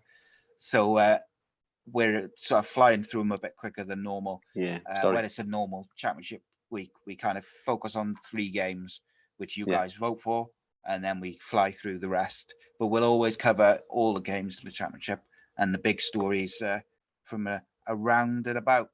So let's start with Northampton Town, home of Danny Batten, co-host of the Danny Batten MMA show here on Ace Podcast Nation. Check it out. New episode coming on Thursday, Tuesday, Wednesday. One day this week. And 0-0 to Derby County, home of Wayne Rooney. I'm not really sure, Si, how this finished 0-0 because it was just one of the most surreal games I watched on Friday night. And it was just a non-stop slugfest of Northampton attacked, then Derby attacked. I just honestly don't know how it did finish 0-0, and how Northampton finished with 11 players on the pitch, because how the referee didn't give a free kick for I think it was Chris Martin who went through and he got pulled down 1-on-1 by the defender. And, it wasn't even pulled down. You know what I mean? It was arm on the shoulder, dragged him down, wrestled him to the floor, didn't even get a free kick. And I just, you know what I mean? It's the biggest bugbear, because, you know what I mean? I'm probably going to stitch myself up here and say about VAR, but, you know what I mean? If that was a Premier League ground, we've got VAR. It was so refreshing over the weekend to watch games and not see VAR and there be a few contentious issues with referees getting things wrong because they're only human, and then being able to talk about those incidents. I think is only good for football again, because it's nice to talk about referees being human and make mistakes, then talk about a video assistant referee and him getting things right, but then not agreeing with his decision. Well, we can't have it all. We can't have it always, can we? So, you know what I mean? For me, referee made a mistake. Derby would have won the game on any other day, but you know what I mean? I think if anybody had won this game, I think I don't think anybody would have had any qualms. But I think Northampton probably just edged it with shots on target. But Derby took it serious with their team selection. And the replay will be interesting when it comes in a week, just over a week's time. Yeah, it's Derby remind me a little bit of Stoke this year. They, like, 1 week excellent, next week dreadful, and they just do not seem to be able to get a run of games. I think they've been much better since Rooney's come in. He seems to have added a bit of stability and a bit of creativity and a bit of whatever you want to call it. I think he's really made a difference, just before he takes the managerial job from Mr. Koku, as we like to say here. But yeah, I do believe that Derby have a squad capable of pushing for the playoffs. Yeah. But they need to get some consistency, which they do not have. No. Northampton, impressive. They deserve their replay and their trip to Derby. Yeah. Totally agree. And it's not game over, Si. It's not a foregone conclusion that Derby will win that game, because Northampton will go to they'll go to Derby and look forward to go and play there. You know what I mean? It's a big stadium. It'll be a nice pitch, and Northampton will give it a good go and see if they can be successful, because, like I said, they'll know they're going to play as well in the next round, and it'll be a decent game, to be fair, I think. Indeed it will. Next up, QPR 1, Sheffield Wednesday 2. Sheffield Wednesday back on the winning thread. Yeah, speak a bit about inconsistency, Si. You know what I mean? Sheffield Wednesday, God. After last week's debacle against Blackburn Rovers, get beat 5-0 at home, they go to probably one of the most impressive teams this season at home, and they go and beat them quite comfortably away from home, 2-1. A quite tight first half, but then Fox breaks in from the left and puts it under the goalkeeper.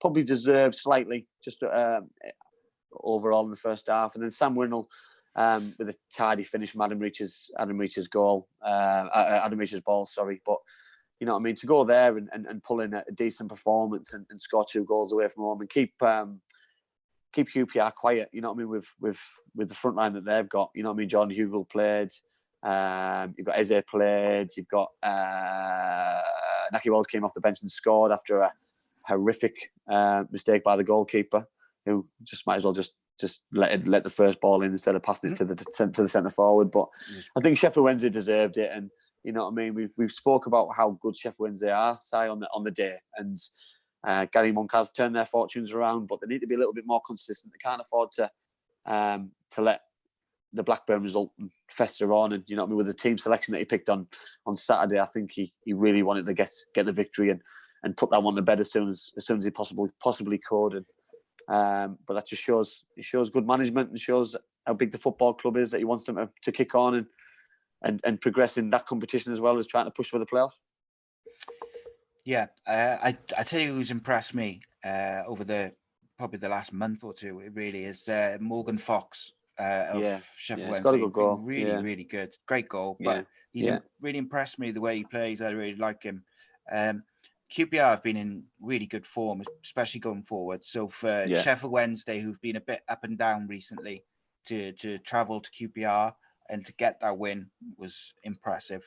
Naki Wells is on a bit of a tear. So my bet for a goal scorer next week would be Naki Wells anytime. Yeah, Absolutely. He's doing well. Yeah, he's playing well, scoring goals, and you know what I mean. It's all Championship affair, you know. So you know what I mean. I know in the Championship at the minute it's a bit inconsistent about winning games, but you know what I mean. So on the day, I expected QPR to be a little bit better and probably to beat Sheffield Wednesday on Saturday. Because I thought Sheffield Wednesday would have maybe rested a few players ready for the league game next weekend. But fair play to Gary Monk, got the result which I didn't expect. Yeah. So I just reminded myself of something. I'm sure that Johnny Weshu always sends us questions. I'm sure he sent a question asking us for like three bets or something, like a long term, a short term.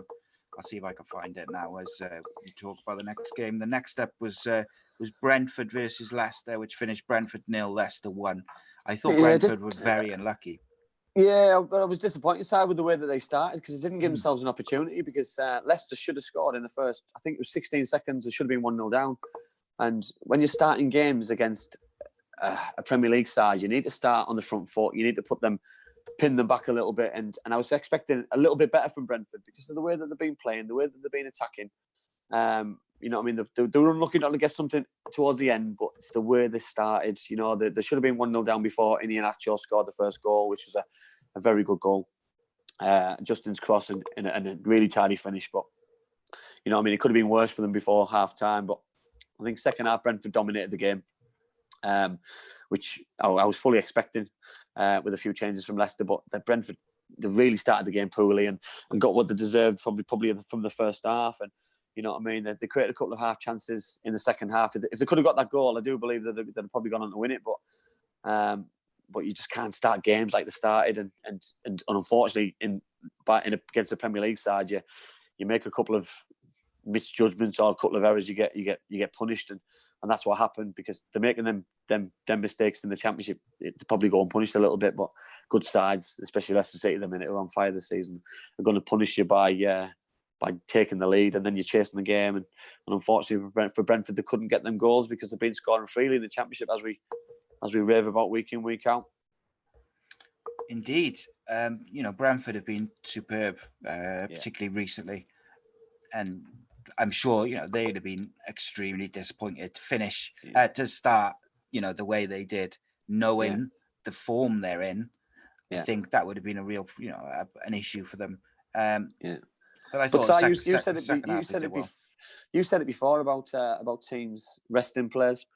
Yeah, you've got a team here. Brentford rested De Silva, who's been one of the best midfielders in the Championship.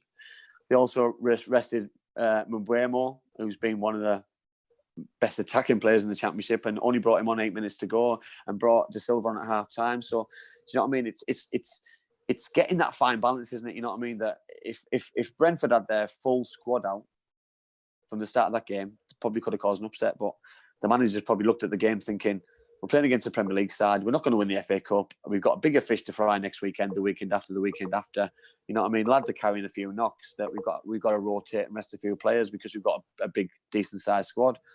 So it's just it was just disappointing because I wanted to see one of our Championship sides progress quite far in the cup by making a few upsets, and I did fancy Brentford to do that. Yeah, I thought this was the one actually, or one of the games which was most likely to have that Championship team get the upset. But I can understand them resting the players because, look, like you say, the likes of De Silva, and some of the others, they've been so good that the last thing you want to do is get them injured in some FA Cup game. When if they get promoted, if they go up as champions, for instance, it's like the money, almost all the money they spent in the summer and more. Do you know what I mean? Is back. For a small club like Brentford, who make so much money themselves. They do make a lot of money as a club, Brentford. Yeah. And I also going up is changing, isn't it? It's a game changer.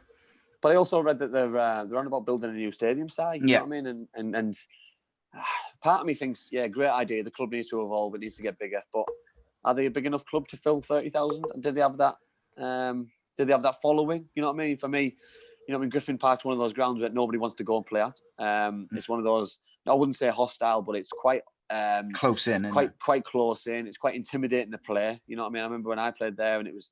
You know what I mean? You can hear everything from the touchline. You're taking a throw in and people can touch you. You know what I mean? It's that close, and it's a nice place to play, but at the same time, it's quite a not nice place to play. But when all the stadiums are the same, it's, I don't know, it changes those dynamics. That it takes the Cardiff City Stadium. It takes a long time for fans to get used to it and for players to get used to it, and sometimes it's not always the best thing to do. But everything's driven by money, unfortunately, and if that's the reason why it's, you know what I mean, if they go to the Premier League, for example, they need a new ground because they need to fill it, and they will fill it in the Premier League. So it's a business decision and a money driven one. Yeah, and like you say, clubs would rather play that brand spanking new stadium than they would play them where they are now. Totally agree. Obviously, we've still got plenty of games to go, so let's crack on. And he says that he's crack on as he's lost his place on his page of games. So what did we just do? Brentford. Burnley versus Norwich. Go for it. Burnley reserves against Norwich City's reserves. Yeah. It becomes a. You know what I mean? Yeah, it was. It was a great start by Norwich. Norwich should have scored after same thing again. It was 10 seconds. You know what I mean? 1-on-1. A decent save by Joe Hart, but just team selection side. You know what I mean? I think Norwich took it a little bit more serious than Burnley took it. Especially, you know what I mean? You look at Burnley beat Man United at Old Trafford a few weeks ago, and you look at the team selection, and it's like chalk and cheese from what you watched. And sometimes you can't do that. You know what I mean? You're not treating your supporters correctly, and Burnley could have easily had a decent run in the FA Cup and push forward towards last stages. And why couldn't they win it? Why couldn't Burnley go win the FA Cup? Exactly. Well, can't now because Norwich got a couple of goals in the second half. One from the set piece. And to be fair, some of the chances that Norwich missed and some of the chances they created were excellent. And for me, thoroughly on the day, they fully deserved to beat Burnley. And you know what I mean? I was so disappointed with Sean Dyche's side, especially after watching the game at Old Trafford. I was in awe of how he set his side up, how he's got his tactics right, how hard his team worked, but didn't see that on Saturday whatsoever, and thoroughly deserved to lose a football game. And if I was a Burnley supporter, I'd feel a little bit short-changed, to be honest. Yeah, it's like watching two different clubs completely, not even two different teams, two different clubs. Totally agree. And the one thing I'd say about Norwich, for instance, who rotated their squad in the last round, the lad who scored a hat trick, and then the following game started versus Manchester United. Now that is what I want to see: is you give the youngsters a chance, or a couple of them a chance, the ones who are at the top of the class. If you get my drift, if they perform then in the big game, in the cup game, you get them in the league. That is not the same as resting 11 players and sending your assistant coach to coach the team. Yeah, no, I totally agree, Si, because you said it there. Like, you know what I mean?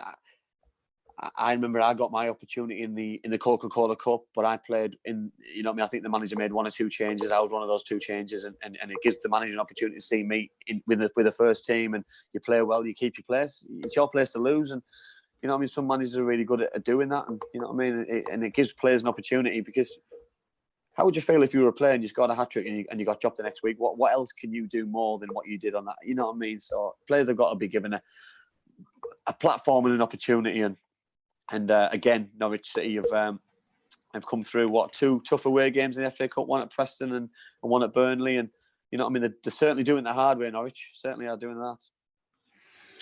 Yeah, absolutely, mate. It's disappointing from Burnley, and I do believe that Burnley could have gone on to get to the final. Well, you just don't know. Well, the thing is, though, you see the draw side whenever the draw is made later on tonight, and you know, I mean, they could be drawn against a Championship side. They could be drawn against a lesser side, you know, like a Shrewsbury or Oxford United if they get through. And I just think it just makes a mockery of them because, you know, be kicking yourself then. You're really kicking yourself. Absolutely. So next up, we have the Coventry 0, Birmingham City 0. Strange game because obviously the game was Coventry at home, Birmingham City away, and it was played at St Andrews, obviously the home of Birmingham City. So Birmingham City supporters were in the away end. They weren't, you know what I mean? So they weren't allowed in their normal seats, and a few of the chants were quite funny, quite interesting about who's sitting in my seat, but with a few swear words thrown in, and I think it was a proper Midlands Cup tie. You know what I mean? There was guts and thunder and chances at both ends, and a real entertaining 0-0 draw, and it could have gone either way. Really, you know what I mean? Both managers went for it with the team selections. You know what I mean? That I know Jude Bellingham got rested last weekend for the FA Cup game, so it shows how important they're seeing this local derby, and you know what I mean. And they've got to do it all again at Birmingham at home to Coventry. It's just I don't really know how to explain that. It's a bit of a strange one, but you know what I mean. Look forward to the second game just as much as I did to the first game, because it was one of the best 0-0 draws I've seen, like the derby game. You know what I mean? These are the kind of games that I enjoy watching, because I don't mind watching a 0-0 draw when both teams are going for it and they're both trying to win the game and they're both trying to knock out each other. Because bear in mind, Coventry City are in a lesser division. They're still a big, massive club, and you know what I mean. And I think with it being at St Andrews, I think it made it a little bit more interesting for both teams. Yes, indeed. Guys, drop us a thumbs up and in the on YouTube, and you know, share the video. Tell people to come join us. Spread the word, and you can also drop your questions in. I know a couple have for Andy to answer towards the end of the show. And yeah, the best way for us to keep growing and to bring in new followers, new viewers, whatever you want to call them, is likes, comments, interactive live chat, and it helps us. You're just getting searched and stuff like that, and obviously subscribers, which we hit 600 tonight, so I'm happy with that, and we continue to grow in such a short space of time as well. Next up, Newcastle 0, Oxford United 0. I tell you what, I fancy Oxford to get a result in this second leg. In the second one, yeah. Well, to be fair, I think they were unlucky not to get something in the first game. I think the longer the game went on, normally it's the Premier League side who grows in confidence, who attacks more towards the end of the game and gets a late winner. But it was Oxford probably could have nicked it with a couple of late chances. But Newcastle dominated the game like you would expect. They dominated possession. They had a lot of shots on goal. I think Eastwood in goal for Oxford, I thought had a magnificent game. His handling was excellent. He did his job and more so what he needed to do. Newcastle's team was strong. You know what I mean? He went with the strongest possible side, but couldn't break a stubborn Oxford United side down. And I think Robinson will have been really pleased with the way that his side defended and attacked, because they caused Newcastle quite a lot of problems, especially towards the game. Obviously, the lad Marcus Brown, on loan from Middlesbrough, I've seen a lot of him this season, and he didn't really do it for Middlesbrough, but he created a couple of chances, and especially one for himself in the last minute where he probably should have scored with a 1-on-1 of the goalkeeper. I thought Jamie Mackey up front just ran tirelessly, caused Newcastle a loads of problems, and I think I agree with you, Si, and I'll be honest, I hope they get a TV game. It'll be a sellout, and I hope they get everything what's coming to them, and you know what I mean, and maybe they can progress on, because they've took it serious, and we can go from there, you know. Yeah, you want to see the teams which take it seriously and really have a crack. They're the ones I want to see do well, and they're the ones who I want to see, you know, it to come off, and the risks they take to come off. I really do. So yeah, I thought Oxford were very good. Newcastle probably lucky to squeak out of there with a draw. Yeah. Next up, Portsmouth romping into the next round. Yeah, well, Si, what can we say about Barnsley? You know what I mean? That I think if they could defend, they'd be good. Run about betting against teams, or not betting against teams. That sounds wrong. So betting on games. I think if you were betting on Barnsley, it would be both teams to score, because Barnsley always score, always create chances.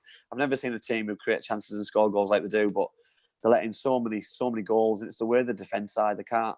You know what I mean?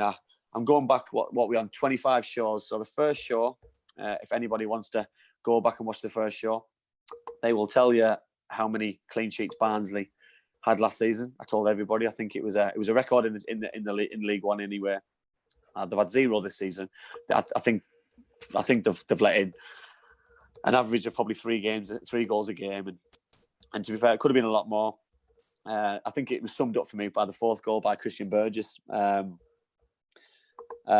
corner from the left-hand side, it gets swung in. The goalkeeper misses it, and it's just tapping on the line. And you know what I mean? It's just some. And do you know what? Barnsley's goals are excellent. Corley Woodrow scored an excellent goal, and Chaplin scored an absolute screamer at the end. And you know, you shouldn't have to score goals like that to win games. And you go away to any kind of game side, you score 2 goals, you think you've got a chance to win the game, but they're absolutely miles away at the minute, Barnsley.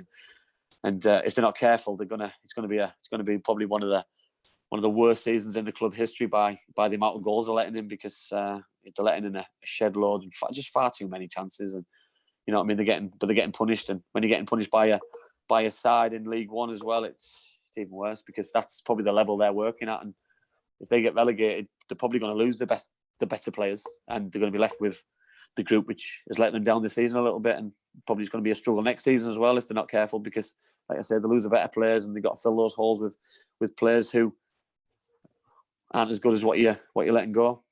Yeah, but Barnsley, I got to say, have been so good going forward. You're almost like disappointed that they can't defend, because I believe that if they could defend like they defended last year with all those clean sheets, they'd be in the top 4 of the championship. That's how good they are going forward. Yeah. But they can't defend for toffee, mate. No, can't defend at all. No, the big man's in the house. Big Al from Away Day Apparel in the live chat. Oh, good lad. Get him in. Peaches says she wants this T-shirt, which I got on. Johnny Wish says the same. Yeah, this Ace Podcast Nation T-shirt, one of a kind. Have to take it off, Si. Yeah, you don't want to see that. Nobody wants to see that. Maybe in the outtakes. But yeah, like I say, guys, drop a like, drop a comment, share with your friends, help us grow, help us get more people to know that the show is going to be live on a Monday now, because obviously we get a good 1,000+ people who watch on YouTube, but they watch kind of over the week, and they're used to it coming out on a Wednesday, pre-recorded. Same for all the people who download it to listen to. They're used to it coming out on a Wednesday, so we need to adjust their thinking. Yeah. Next up, Southampton 1, Tottenham 1. Jose versus Ralph. Yeah. Interesting. Obviously, VAR played another part in an FA Cup game, because it was at a Premier League game, and it ruled out the goal by, it was Lo Celso, wasn't it? Because it hit Son on the way in. It didn't look like it took a deflection until you watched it over and over and over again. But FA Cup, you know what I mean? For me, it shouldn't be involved. But I think probably a draw was a fair result.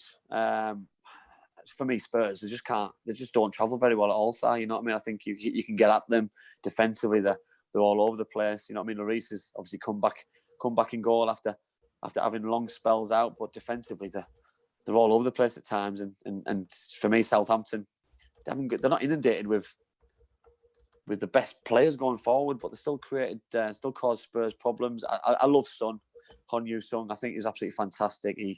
He's just infectious. He has loads of energy.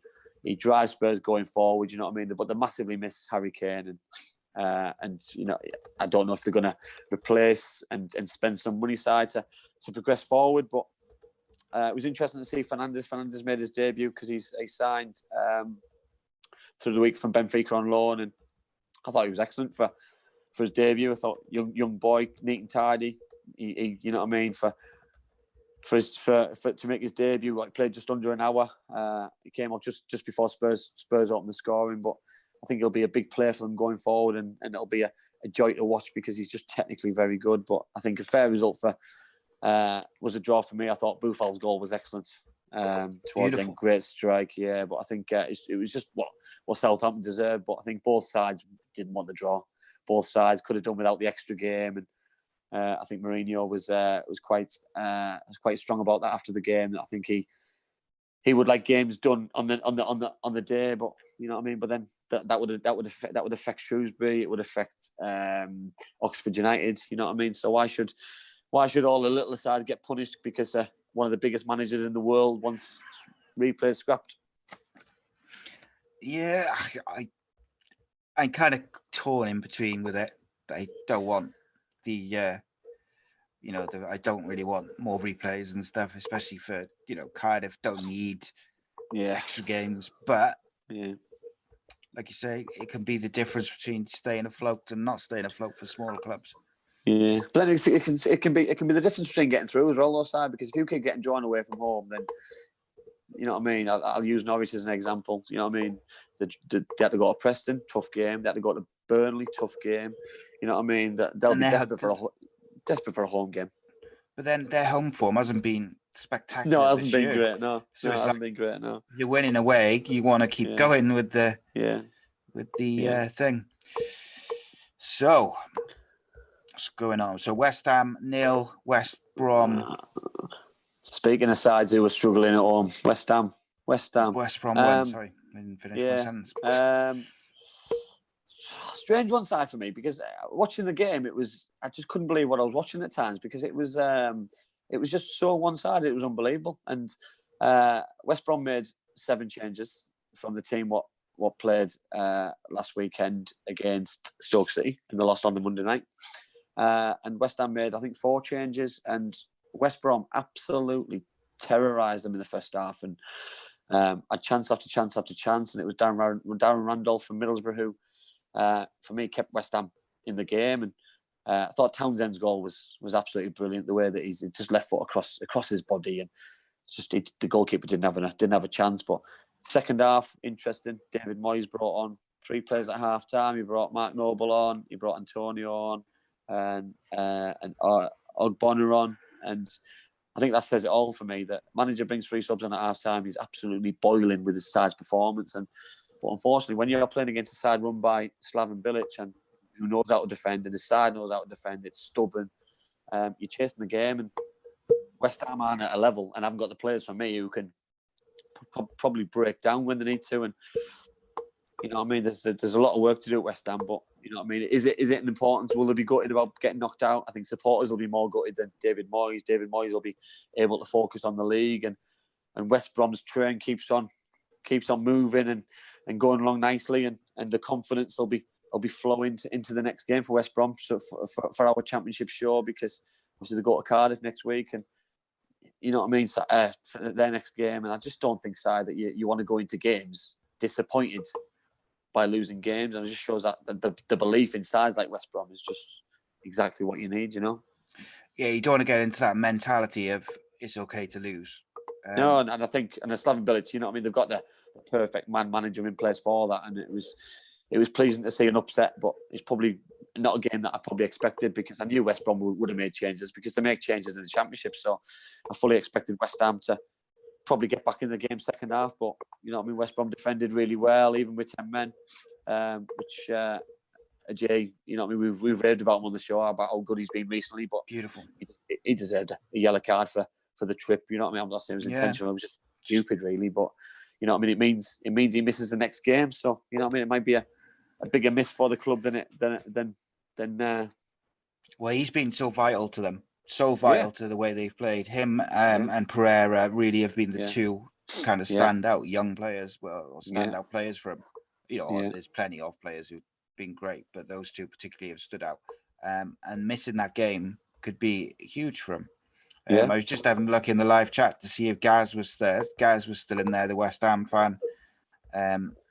He left just before we started talking about it. No, he is there. He said, sack him. Moyes is effing garbage. Besides, we spoke about the Neil Harris appointment. You know what I mean? That it wasn't the fans' choice. And David Moyes, same thing for West Ham fans. You know what I mean? West Ham are a club, an evolving club. They've tried this manager, they've tried that manager, they've tried whatever manager, but then they go back to retrying people and giving people another chance. And you can't do things like that, Si. You can't mess around with a football club. You've got to stick by a decision. See it through, mate. You know what I mean, and live and die by the sword, and just make a decision and stick by it for me, because they've got a terrific football club. You know what I mean, heritage. You know what I mean, from Upton Park to the London Stadium, but it's the fans who are getting let down again and again over every season. And if they're not careful, one time they're going to fall through that trap door, and will they be able to get back in it? It's never know. Yeah, and I do wonder with West Ham this year whether they might whether Moyes' appointment might be the straw that breaks the camel's back, as it were. Yeah. And I know that Gaz feels similar, because I get messages, tweets from him every now and again, full of expletives. Yeah, and just full of expletives, basically, saying how not good Moyes is. But you got to give him a chance. Give him a chance, guys. Give him a chance. Rightly so. But next up, Hull versus Chelsea. Yeah, that's to be honest, you know what I mean. When I saw how strong the Chelsea side, Chelsea's starting 11 was, even though he rotated the side a little bit, I fully expected Chelsea to win the game. I thought they started really well on the front foot. You know what I mean? They had pace down the flanks. They had creativity in the middle with Mason Mount and Barkley. Hudson-Odoi on one side, Pedro on another, Batshuayi through the middle. You know what I mean? It's still Premier League class. And Hull made a few changes. They put Grzycki on the bench, which is a strange one. You know what I mean? It's an opportunity to progress through in the FA Cup. I thought it was an opportunity for Jared Bowen to show the Premier League clubs and show the worldwide probably of football how good he can be. I thought he did okay. I thought he did a couple of driving runs. He was unlucky with one in the second half where he put it over the bar, but I think Chelsea thoroughly deserved to win the game. They had a lot more about them going forward, created a lot more chances. You know what I mean? They just looked physically strong. And if it wasn't for obviously the late goal from Grzycki, I think Chelsea were comfortable. And obviously Frank was a bit tense on the touchline towards the end, because I think he was worried about a late goal. But I think, you know what I mean, apart from the chances that Chelsea missed, I thought we deserved to win the game and progress through, because, you know what I mean, Frank's got a big heritage in the FA Cup, and he's won it obviously a number of times, and I think he'll want to do it as a manager as well. So I fully expect him to play strong sides all the way through, or get stronger and stronger as the competition goes. Yeah, absolutely. And the one thing I like about Frank is that he's really, all those players who were out on loan for Chelsea, as I mentioned earlier, they're now playing football regularly for Chelsea in the league as well, not just the cup. And I think that's immensely important. Yeah. And that is our coverage of the FA Cup. So, the FA Cup. So, just before we go into the 2 for 2, I know you wanted to say a few words about. So sorry, I've forgotten the lad's name. Jordan Sinnott. Jordan Sinnott. Who passed on the weekend. So you crack on with that, my son. Yeah, so I heard the news. It was Saturday whilst I was watching a bit of football. I heard that a couple of games were called off in non-league football because of a death of a player. So straight away you try and find out who it was, and I found out it was Jordan Sinnott. And I met Jordan as a young boy, because I played for his dad, Lee Sinnott, ex-Bradford City player, and obviously Jordan was in his 20s and passed away. There wasn't any details of at the time when I found out, but obviously later I found out that he'd been assaulted, I think, and he'd fractured his skull, and he died in hospital on Saturday. And I just think it's the society we live in, how sad it is that you know what I mean, a young man forget he's a footballer, forget that, you know what I mean, I knew him as a young boy and I played for his dad. I just think it's such a sad world and place we live in, that that this is happening, because you know what I mean. There's obviously a bigger picture here, that there's got to be an inquiry. There's got to be somebody's potentially murdered him or killed him or whatever. I just think it's so sad. You know what I mean. My thoughts and my prayers go out to Lee and his family, and to the football clubs, to his friends, his teammates, and to everybody, because it's just such a sad time, Si. You know what I mean. I know we did the show on Chris a couple of weeks back, and his funeral's on Wednesday, and it's just one thing after another at the minute with. It's just sad news, and you know, I mean, sometimes you just want something good to come out of the world, and something good to come out of anything, football, sport. You know what I mean? Obviously, Kobe Bryant and his daughter and all those people who died yesterday in the helicopter crash was just horrific, and it's just everything's just doom and gloom, and so sad at the minute, and it's just it just shows that you just want to live life to the full, and just try and enjoy life as you can, you know. Yeah. At the end of this, I particularly over the last couple of years, I tried to live my life by, you just don't know what's around the corner.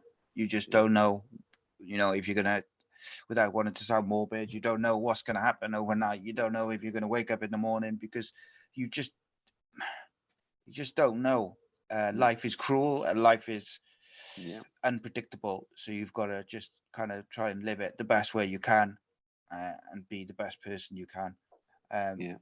Obviously, I echo everything which you just said, and everyone connected with Ace Podcast Nation. Their thoughts are with Lee and Jordan, Jordan's family, and also the same with Kobe Bryant and his daughter as well. It's tragic and sad. Just on the Jordan thing, I don't want to kind of dwell on that aspect of it too much, but obviously it was some sort of altercation took place. The one thing I say to my boys, particularly the older one who's like 15, 6'1", he's massive, is I say to him, one punch is all it takes to kill someone. There's been something in Wales recently, and it's just finished in court, and the guy got punched once, banged his head, and he died. And you know, that person who threw that punch wasn't looking to I don't mean the one with Jordan, I mean the one in Wales. You know, he wasn't looking to kill anyone. He wasn't looking for that sort of, he wasn't that level of violence. But you know, those lives just changed forever. You know, someone lost a father, a husband, a brother. This guy as well, you know, I'm sure his family feels a certain level of loss, because he's in prison, or it's just tragic all around. So I do try to warn my kids about fighting, because they're all boys, especially teenage boys who have got hormones and aggression and all this stuff pent up. You've got to learn to deal with it. Well, the thing is also, it just doesn't seem like a nice place to live the world at the minute, and it's just you know what I mean. There's so and then you worry about your kids, and you worry about the future that what's going to be left when not being morbid, like you said, you know what I mean, about the world what's left when we don't get kids, and you know what I mean. It's just something that just needs looking at, and just you know what I mean, that people who go out looking for trouble. You know what I mean? I'm not saying they did go out looking for trouble. I'm just saying if people are going out intentionally looking for trouble, have a word with yourself, because go out, have a good time, yes, go home, go to bed, wake up tomorrow and do it, same thing again. You know what I mean? Because we're messing about with people's lives and other people's families and their lives, and it's just you know what I mean, no parent should ever have to have to go to their own son or daughter's funeral. It's just something that should never happen. Yeah, it's frustrating, isn't it? It's one of those things where you just worry about what's coming. But on a more positive note, my friend, you've got some good news which you announced recently, which is a much happier way to go into the last part of the show. So you share that with us. So me and my partner Sophie, we're expecting a baby girl in April. So that's great. You know what I mean? I've got 2 girls already, so this makes a hat trick of girls. So yeah, can't wait. Some more little feet one day running about. Hopefully, maybe he's kicking footballs around like the other two do. So yeah, it's great news and something that we're both really looking forward to. So yeah, so obviously more worries and that you worry about your kids, but yeah, it's good news, really good news. Yeah, absolutely, and congratulations to you. It really cheered me up the other day. So let's finish off the show in style. We'll go for our 2 for 2, which is where myself and Andy pick 2 big performances, moments, or players, and 2 nightmares from the weekend. Let's go with the downs first, because then we can finish on a high. What's you got for your first down, mate? I mentioned it a little bit on the game, Man United game. So I'm going for Tranmere's pitch because it was absolutely disgusting. It wasn't even. It was just. How can it be allowed? You know, I watch a lot of I watch a lot of non-league football up in the northeast, and every pitch I see, is done by volunteers, and it's immaculate. And I just saw that, and I just thought, oh my God, dreadful. How on earth can that be? You know what I mean? How can it be possible? I know Liverpool ladies play on it and other teams play on it, but you know what I mean. That for me, if other teams are playing on it, then there's more looking after it. Doing it, that's just a quagmire. It just looked poor, and with it being on TV as well, it was probably the bigger focus, and there was quite a lot of comments on social media over the course of Sunday afternoon about Tranmere's pitch because it could bring injuries onto players. It can. You know what I mean? People say about evening games up. Well, it didn't even the game up for Tranmere and Man United of the weekend, so it didn't do Tranmere any good. So, you know, what's it doing? In this day and age, it's not acceptable, I've got to say. No, it's not. You know, and when, like you say, Liverpool ladies and other teams play on it, they should be sharing the duties of caring for the pitch. You know, yeah. The kids games play on better pitches than that, I think. Yeah, I know. There's just no grass at all. There's no grass at all. Or if it was grass, it was a nice brown coloured grass. I've never seen that before. No, it's like molehills and sand and stuff. Yeah. So for my first down, I've got Ream of Fulham. Great getting sent off after 6 minutes away to Man City in the FA Pointless as well. Didn't need to do it. It just puts your team under crazy pressure. And I'm sure his teammates did not thank him. And just, like you say, didn't need to do it. There was bigger picture side, no need to do it. 6 minutes into the game. Very early into the game. He's now going to miss Fulham's next game, which it's just a pointless exercise. It's just do you know what I mean? So he's missing 2 full games, and you know what I mean? There's a bigger picture involved, and you know what I mean? Like there's no guarantee that he was going to score. So give your goalkeeper an opportunity to be a hero instead of. Absolutely. You know what I mean? The thing is, didn't need to do it. If it was 0-0 and it was like there was like 2 minutes to go, I can kind of understand just thinking take the penalty. Hopefully the keeper saves the penalty. I can get that, but 6 minutes in, away to Man City is ridiculous decision. Totally agree. You got for your second one, mate? I've gone for the Shrewsbury-Liverpool game, and I've gone for the Donald Love own goal because I just honestly, when I watched it, I watched it. I had to watch it again. I watch it again and watch it again because I just couldn't believe what he'd done because it was, you know what I mean, that Ricketts will have spoke at half time about what we need to do in the second half and getting back into the game, and then the first cross in, and it wasn't even. I don't even think the goalkeeper shouted because he didn't expect the defender to do anything. He didn't even clear it. He just passed it into the corner of the net, and it was probably one of the strangest own goals I've seen for a good few years. To be fair, it was quite entertaining, and it great finish. Probably the reason why we love the FA Cup because things like that happen in it. Yeah, it was a weird, good finish. Yeah. So I've gone for the Reading stewards who complained about anti-English chanting while ignoring anti-Welsh chanting. We have slammed racist and homophobic abuse all season. We've done far too many shows on it. The shows on it, but this was ridiculous. Like we talked about, I don't want to go into it too much again now because we had a bit of a rant at the start of the show, which also featured a statement from the Vince Elm of Cardiff City Supporters Club. So for people who've joined later on, you can scroll back on YouTube back to the start of the show, and we covered that in detail. But this was just stupid, and it is like the fun police. Racism and homophobia are not acceptable in any way. No. But there's got to be a level of banter and back and forth that's allowed without people being all kind of like, I don't want to say offended, because people have a right to be offended, but also let's not take the fun out of everything. And one of the best things about going to football matches, particularly away matches, is the back and forth between the fans. Especially when those chants are quite creative. It's fun. Let's not take the fun out of going to the football, especially That's part of the thing, going there. size. It's the main thing about going to an away game, where the banter between the lads, the bus journey or the train journey or the car journey, where you get your song together. There's just nothing better. There's nothing better with it. You know what I mean? Over a few pints and a few cans, and you know what I mean. Please don't stop it, because it's just the enjoyment, and the probably. And we're not inundated with enjoyment in the minute of football the way that it's going. You know, I mean, we can't afford to lose anymore. No, we cannot. So let's finish with some ups, mate. What you got for your first up? I'm going to go for Harry Maguire's wonder goal, because when he picked that ball up and he dribbled with it, and then he cut inside, I was laughing a little bit, because I just thought, oh, here we go, Rose Ed, and for him to smash the ball in the top corner, I just thought was just something that needed to be rewarded, because defenders don't score goals like that, and Harry Maguire certainly doesn't score goals like that. So fair play to him, because he'll probably hit 20 more this season, and none of them will go anywhere near where that one went. Yeah, though they will not.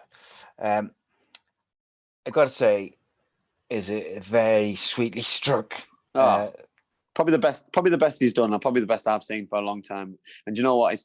I was probably more surprised with it's just a player in the position, isn't it? You know what I mean? Centre halves don't score goals like that. You know what I mean? Fullbacks, maybe wingers, centre midfielders probably don't score goals like that. So Harry Maguire is a good header of the ball, good defender, but he shouldn't be scoring goals like that. So you've got to reward him for the goal he scored. No, absolutely. Guys, drop a thumbs up in the video. Helps us get further up the search engine.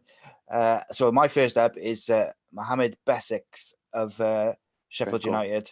Absolute cracking goal. Beautiful. But his overall performance was outstanding. He's on loan from Everton, and I can see why Sheffield United are rumoured to want to keep him.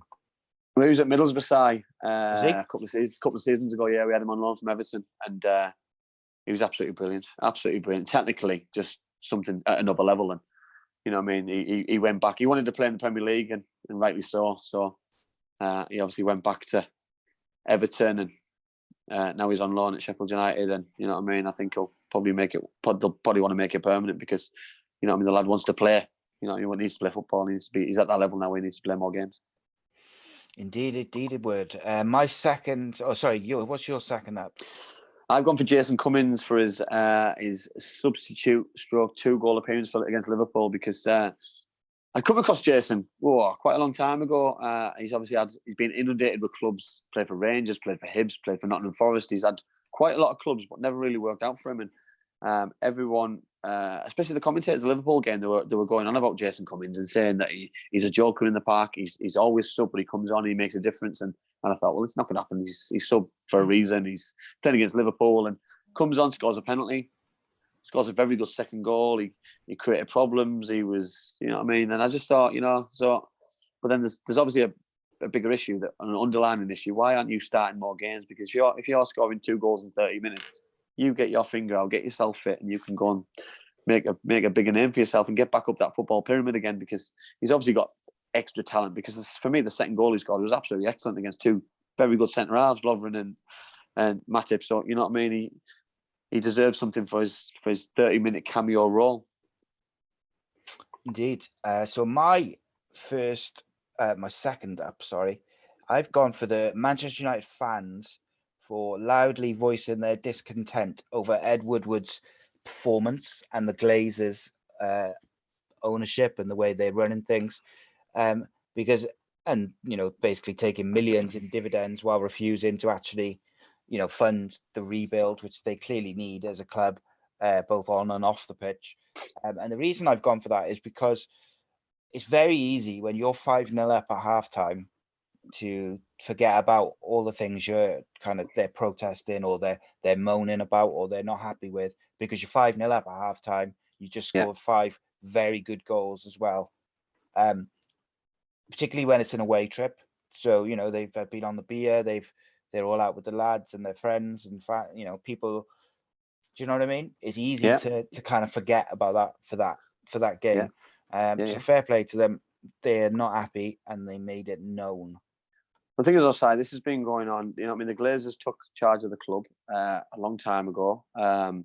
There's been discontent probably ever since, and I just think, you know, I mean, for that football club to really push on and be as big as the Man Cities now, you know, what I mean, they've got to change owners, and it's probably got to be a Saudi owner or a Chinese owner who's going to plough all this money in, because it's not just a business model where obviously the Glazers own it because their franchise in America will become even bigger and their name becomes even bigger because it's a worldwide thing. You know what I mean?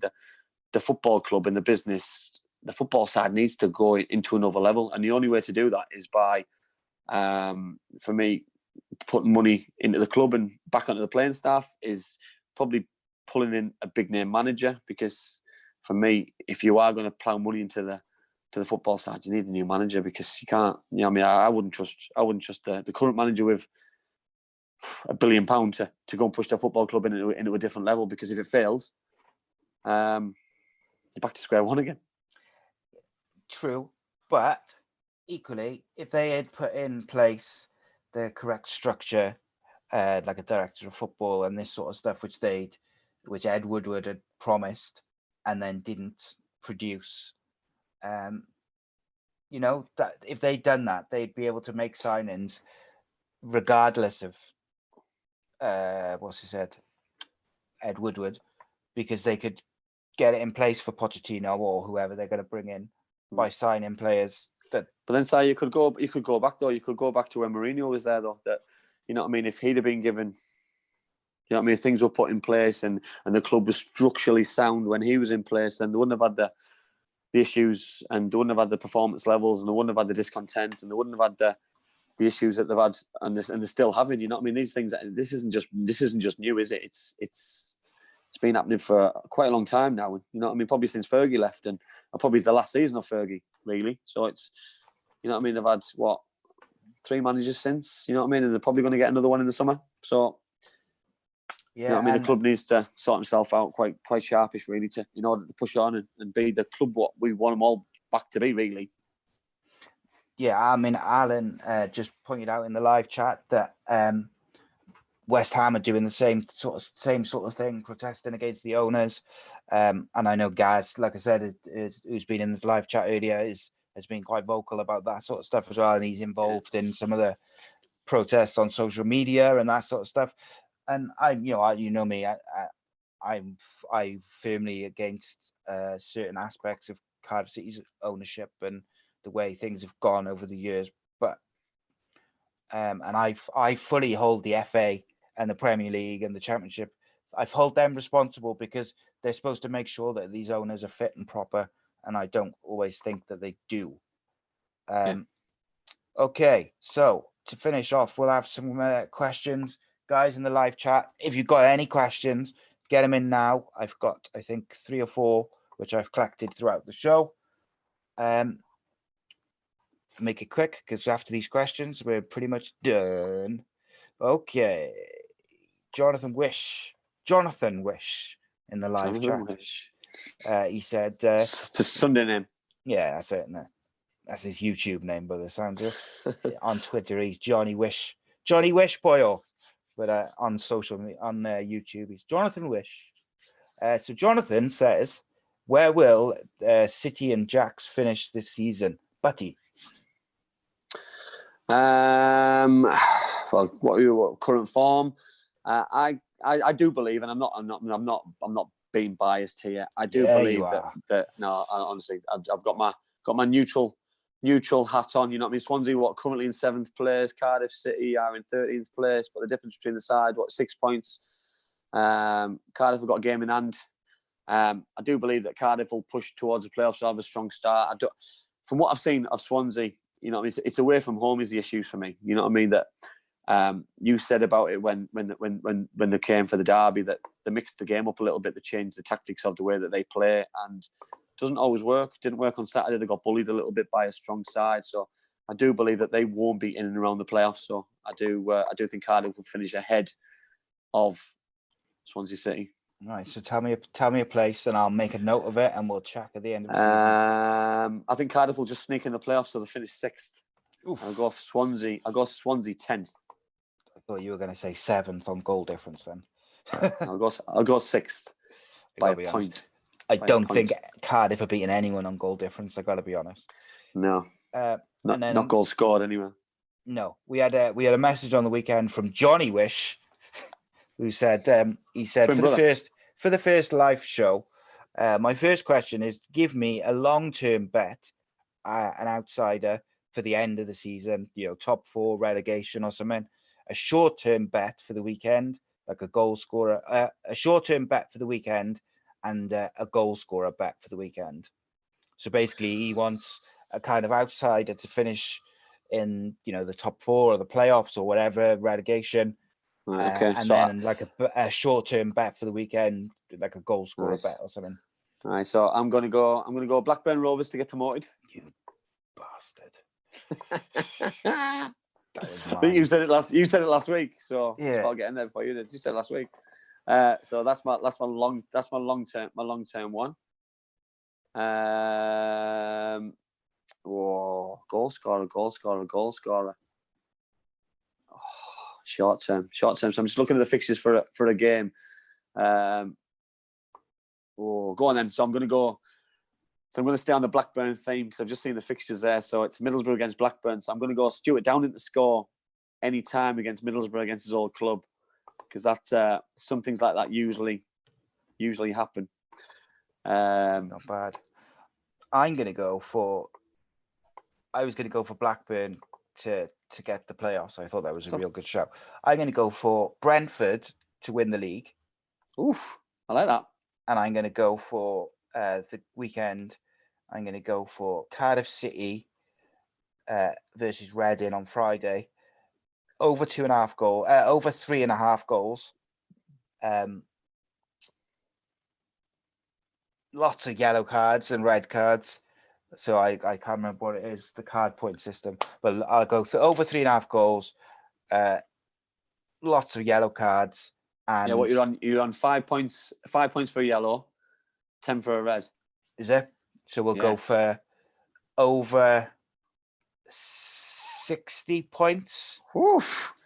So over 3.5 goals, over 60 points, cards, and Cardiff to win. So I'm going to make a note of these. See how we do. Like a Royal Rumble. Yeah, Cardiff. What did I say? Cardiff over 3.5 goals.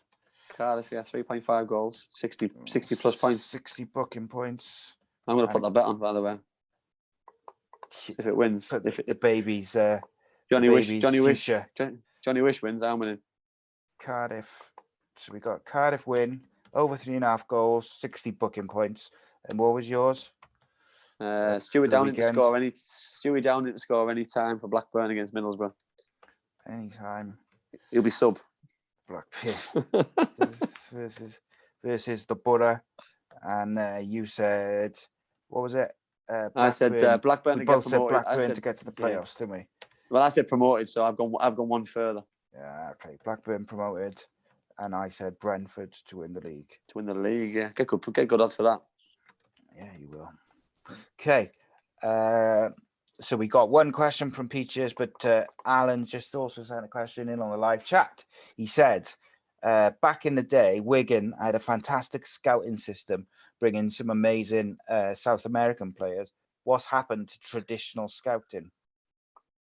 I think the problem we've got in football, mate, for me, and especially to Al, is that a lot of foreign players are brought over at a younger age anyway. So I think the younger players and the players who are from the area are down the pecking order a little bit. And it's such a shame because it's so hard for them to take over these kind of players who've been brought in at a younger age. Players are getting brought into the area at 12, 13 to school here with a long contract at 12, 13-year-old. And I just think it is so unfair because if that had happened to me, I wouldn't have probably signed for my hometown club because somebody, especially the way that my football club was going at the time, Middlesbrough, that that they could have brought Brazilians over, Spanish players over, Italians over, and German lads over, Irish lads over, and I would have never got my opportunity. And I just think I totally agree. And I think, and especially academy side needs to be made up of players who are from the area, because there's nothing better side that we spoke about. You know what I mean? Jude Bellingham, for example, a local boy playing for his local side. There's nothing better than that.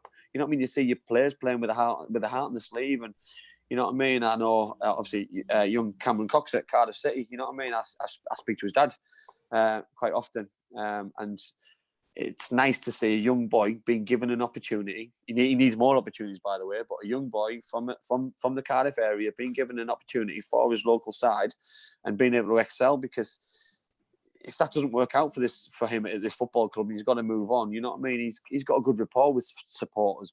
He's got a love for the club. But if he goes down the road to go and play for Swansea, Newport County, Bristol City, you know what I mean? He doesn't want that. He wants to play for his hometown club, and the only way to do that is by being given an opportunity at a younger age to be coached well and play alongside his mates and play in the first team at a younger age. But first and foremost, that starts at the scouting system of players scouting in the local area.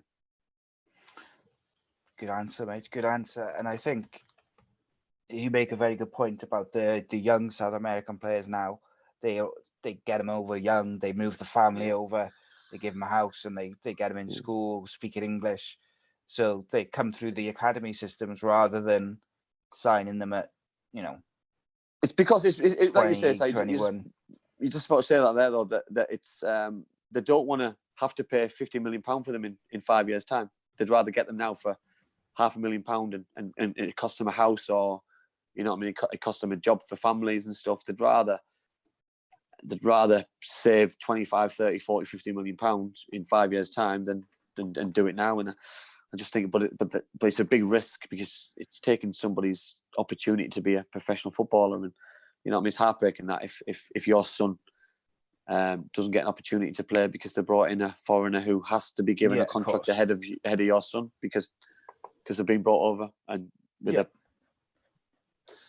a guarantee of a contract. Yeah, it's difficult, isn't it?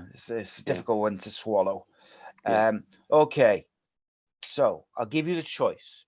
You can finish on Peach's word association or her multiple question, or you can do your fake Geordie bingo lingo first. What one do you want to do? Which way do you want to go? I'll finish off with Peaches because she normally catches me out and then she might put me off the bingo lingo. Yeah, right, she normally does. So okay. So for those of you who don't know, fake Geordie bingo lingo is just the greatest 10-second segment in the world.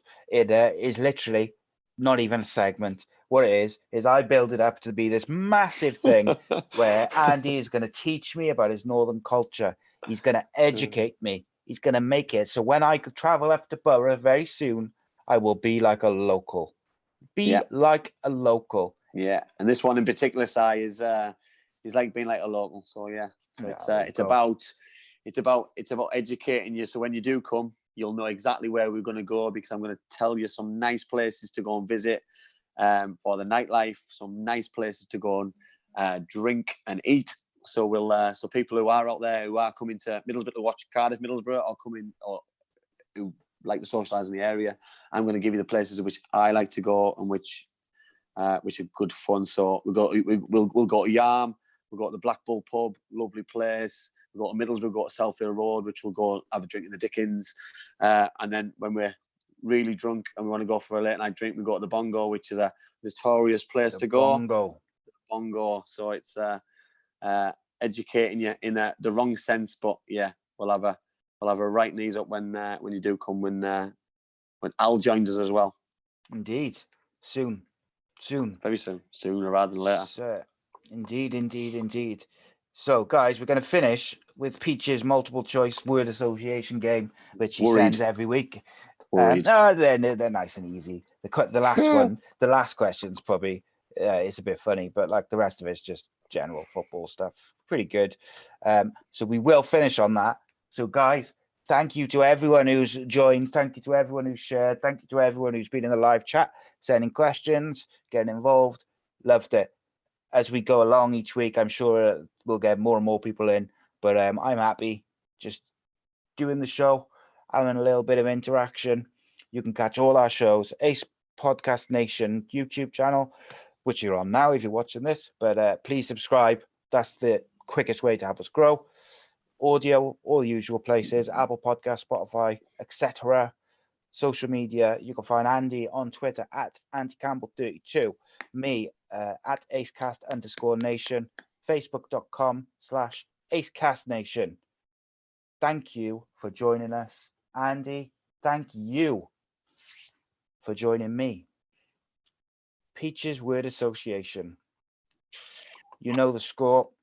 Yep. You've got to say the first thing which comes to your head. No explanations. Just the answers. Unless you really feel it necessary. Nope. Neymar or Bale? Neymar. Maguire or Jagielka? That's random. That is random. I can't give him me good and not back him, so I've got to go Maguire. Lingard or Lukaku? Jesus. Not Lingard, definitely Lukaku. Soccer AM or Football Focus? Oh, it's got to be Soccer AM now. It probably would have been if you'd asked me a couple of years ago. I'd probably changed my story, but yeah, Soccer AM. Who would win in a fight? Roy Keane or Patrick Vieira? Oh, Roy Keane. Roy Keane's nails. Who's the better actor, Vinnie Jones or Eric Cantona? Oh, well, I watched Mean Machine a few days ago, so I'm going Vinny. Vinny, classic. He's a good actor. He's done so many films. It's mad. Yeah, he has. Yeah, really is mad how he developed his film career just by being a bit of a nut. But then Eric the Trawler. You know what I mean? He's like a proper actor, isn't he, Eric? Yeah. Like Vinnie Jones literally just plays him like the character he created through football. Yeah, he's just his normal self every day. He doesn't put an act on. It's crazy how he created that and just managed to end up multi-bloody millionaire in Hollywood. Like, can't fault him. Yeah. Lennox Lewis or Floyd Mayweather? Who wins? We've got a bit of a dilemma, a bit of power and a bit of pace. I'm going for the fast. I'm going for Floyd. Nice. So this is the final question of this week's show. Guys, next Monday, 7 p.m. join us. youtube.com/AcePodcastNation. Ready? Born ready. Who is the biggest bitch in football? Oh, biggest bitch in football. He's buying time. Danny Mills. It's always got to be Danny, isn't it? Danny Mills. See ya.